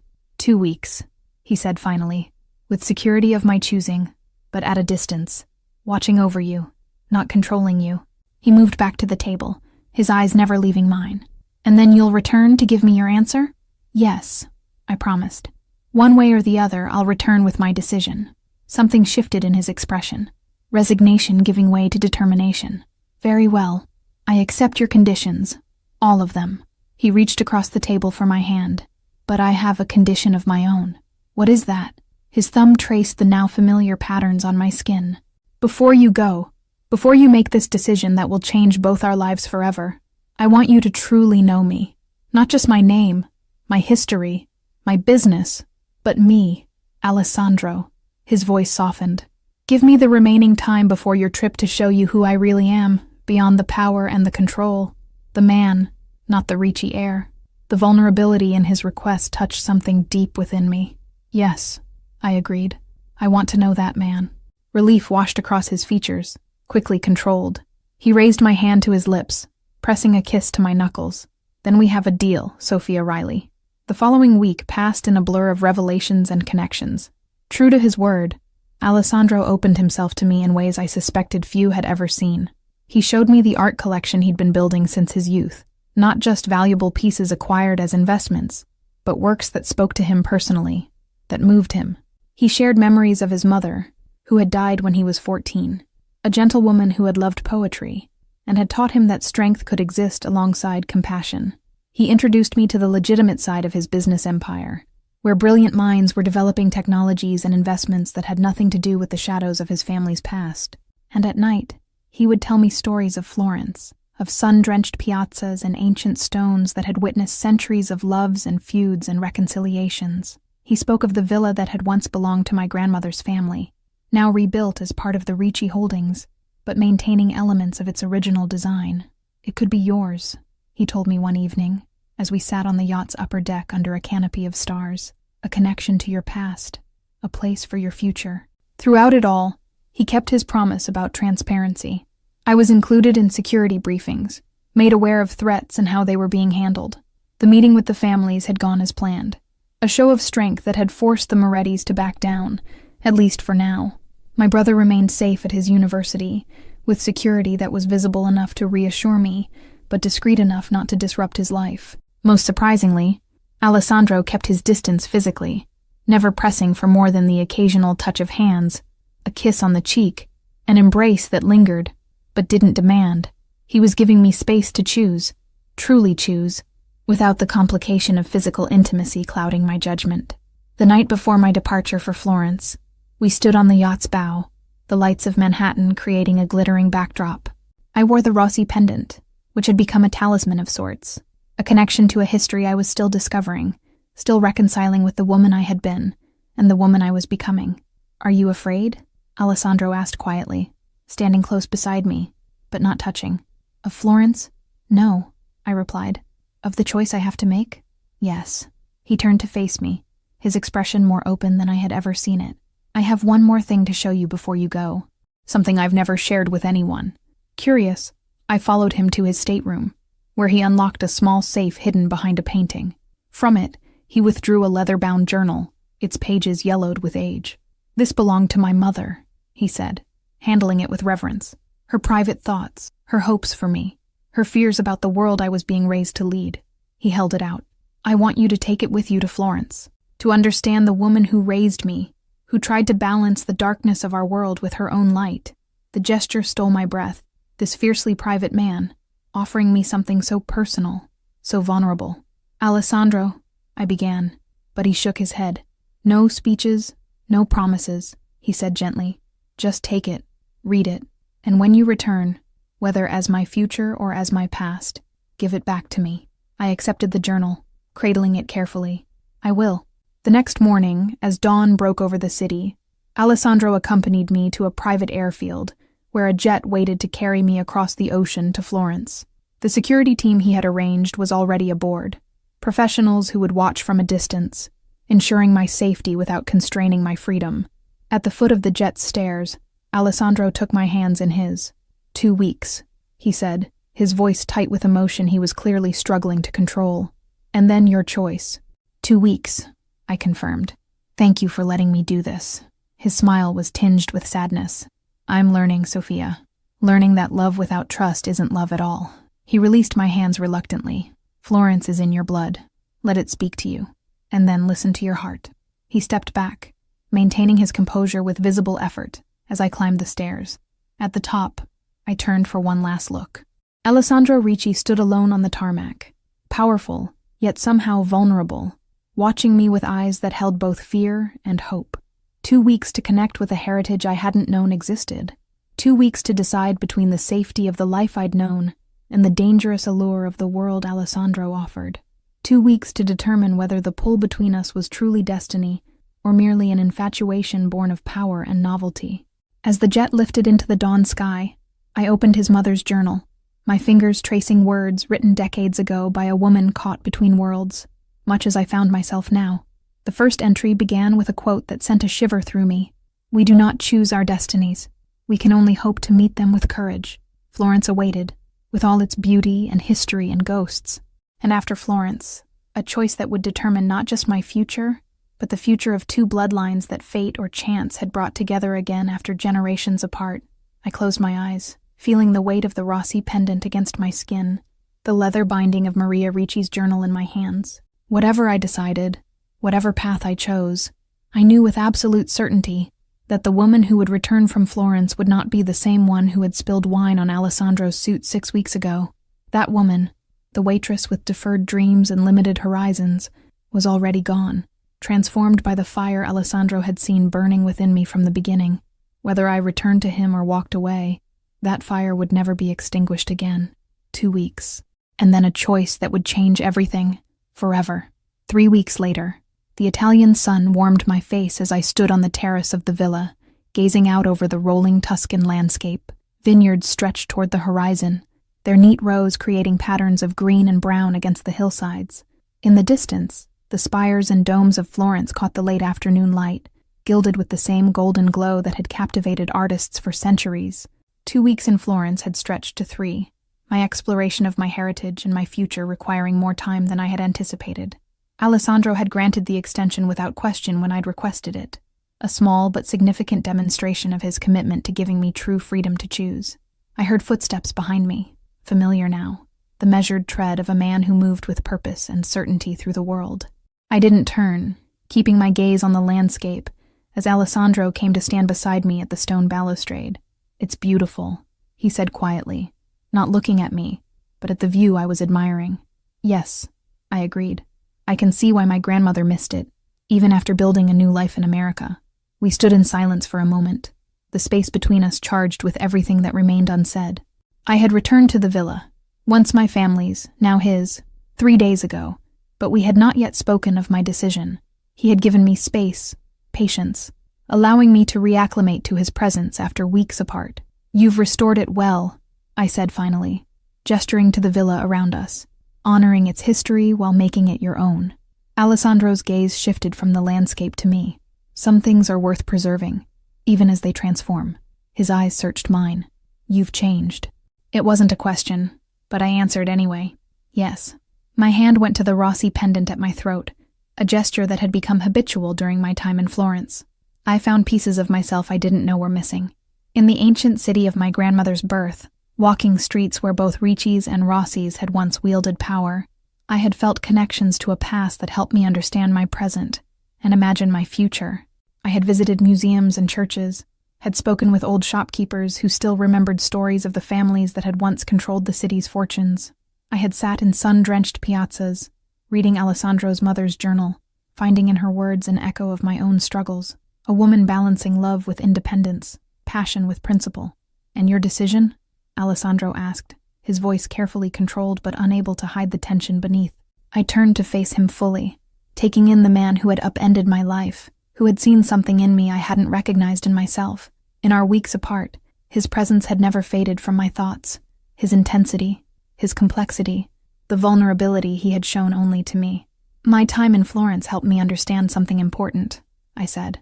"My grandmother didn't run from who she was. She ran from a world that gave her no choices, no agency. She reinvented herself not to escape her heritage, but to claim ownership of it on her own terms." Alessandro nodded slowly, his eyes never leaving mine. "And you wish to do the same?" "Yes." I took a step toward him, closing some of the distance between us. "I choose my heritage, the strength, the resilience, the fire, but on my terms, not dictated by the past or by others' expectations. Another step. I choose a future where I can make a difference, where my passions have purpose, where I'm not just surviving but building something meaningful." His expression remained guarded, waiting for the words that would determine everything. "And us?" I closed the final distance between us, reaching up to touch his face, the first contact between us since I had left New York. "I choose you, Alessandro," I said softly, "not because of fate or blood or destiny, not because of wealth or power or security, but because in you, I've found someone who truly sees me, all of me, even parts I didn't see myself." My thumb traced his cheekbone, mimicking the gesture he had so often used with me. "I choose partnership, not possession, passion tempered with respect, love without cages." The control he had maintained shattered at my words. His arms came around me, drawing me against him with a desperation that spoke of weeks of uncertainty and longing. "Sophia," he breathed, my name a prayer against my hair. I wrapped my arms around him, feeling the rapid beat of his heart against mine. "I'm not saying it will be easy," I murmured. "We come from different worlds. We'll face challenges, from your family, from rivals, from our own stubborn natures." Alessandro pulled back enough to look into my eyes, his hands framing my face with a gentleness that belied the strength I knew they possessed. "Nothing worthwhile is ever easy," he said, "but together, we can transform both our worlds, build something new from the ashes of the old." The conviction in his voice, the vision he painted, it resonated with what I had come to understand about myself during my time in Florence. I wasn't just Sophia the waitress anymore, but neither was I merely a Rossi heir or a potential Ricci bride. I was something new, something of my own making. "Together," I agreed, sealing the promise with our first real kiss, a beginning rather than an ending, a choice freely made rather than a destiny imposed. As the sun set over Florence, gilding the ancient city in amber and gold, I thought of my grandmother, a young woman who had fled violence and loss to build a new life far from her roots. I hoped she would understand my choice to reclaim what she had left behind, to transform rather than reject the legacy of my blood. In Alessandro's arms, looking out over the hills of Tuscany, I felt the past and future merge into a present full of possibility. The Ricci Empire would evolve. The Rossi legacy would be reborn, and I would stand beside the man I loved, equal in strength if not in power, guiding that evolution with hands that created rather than destroyed. "Welcome home, Sophia Rossi Riley," Alessandro whispered against my lips. "Welcome to the beginning."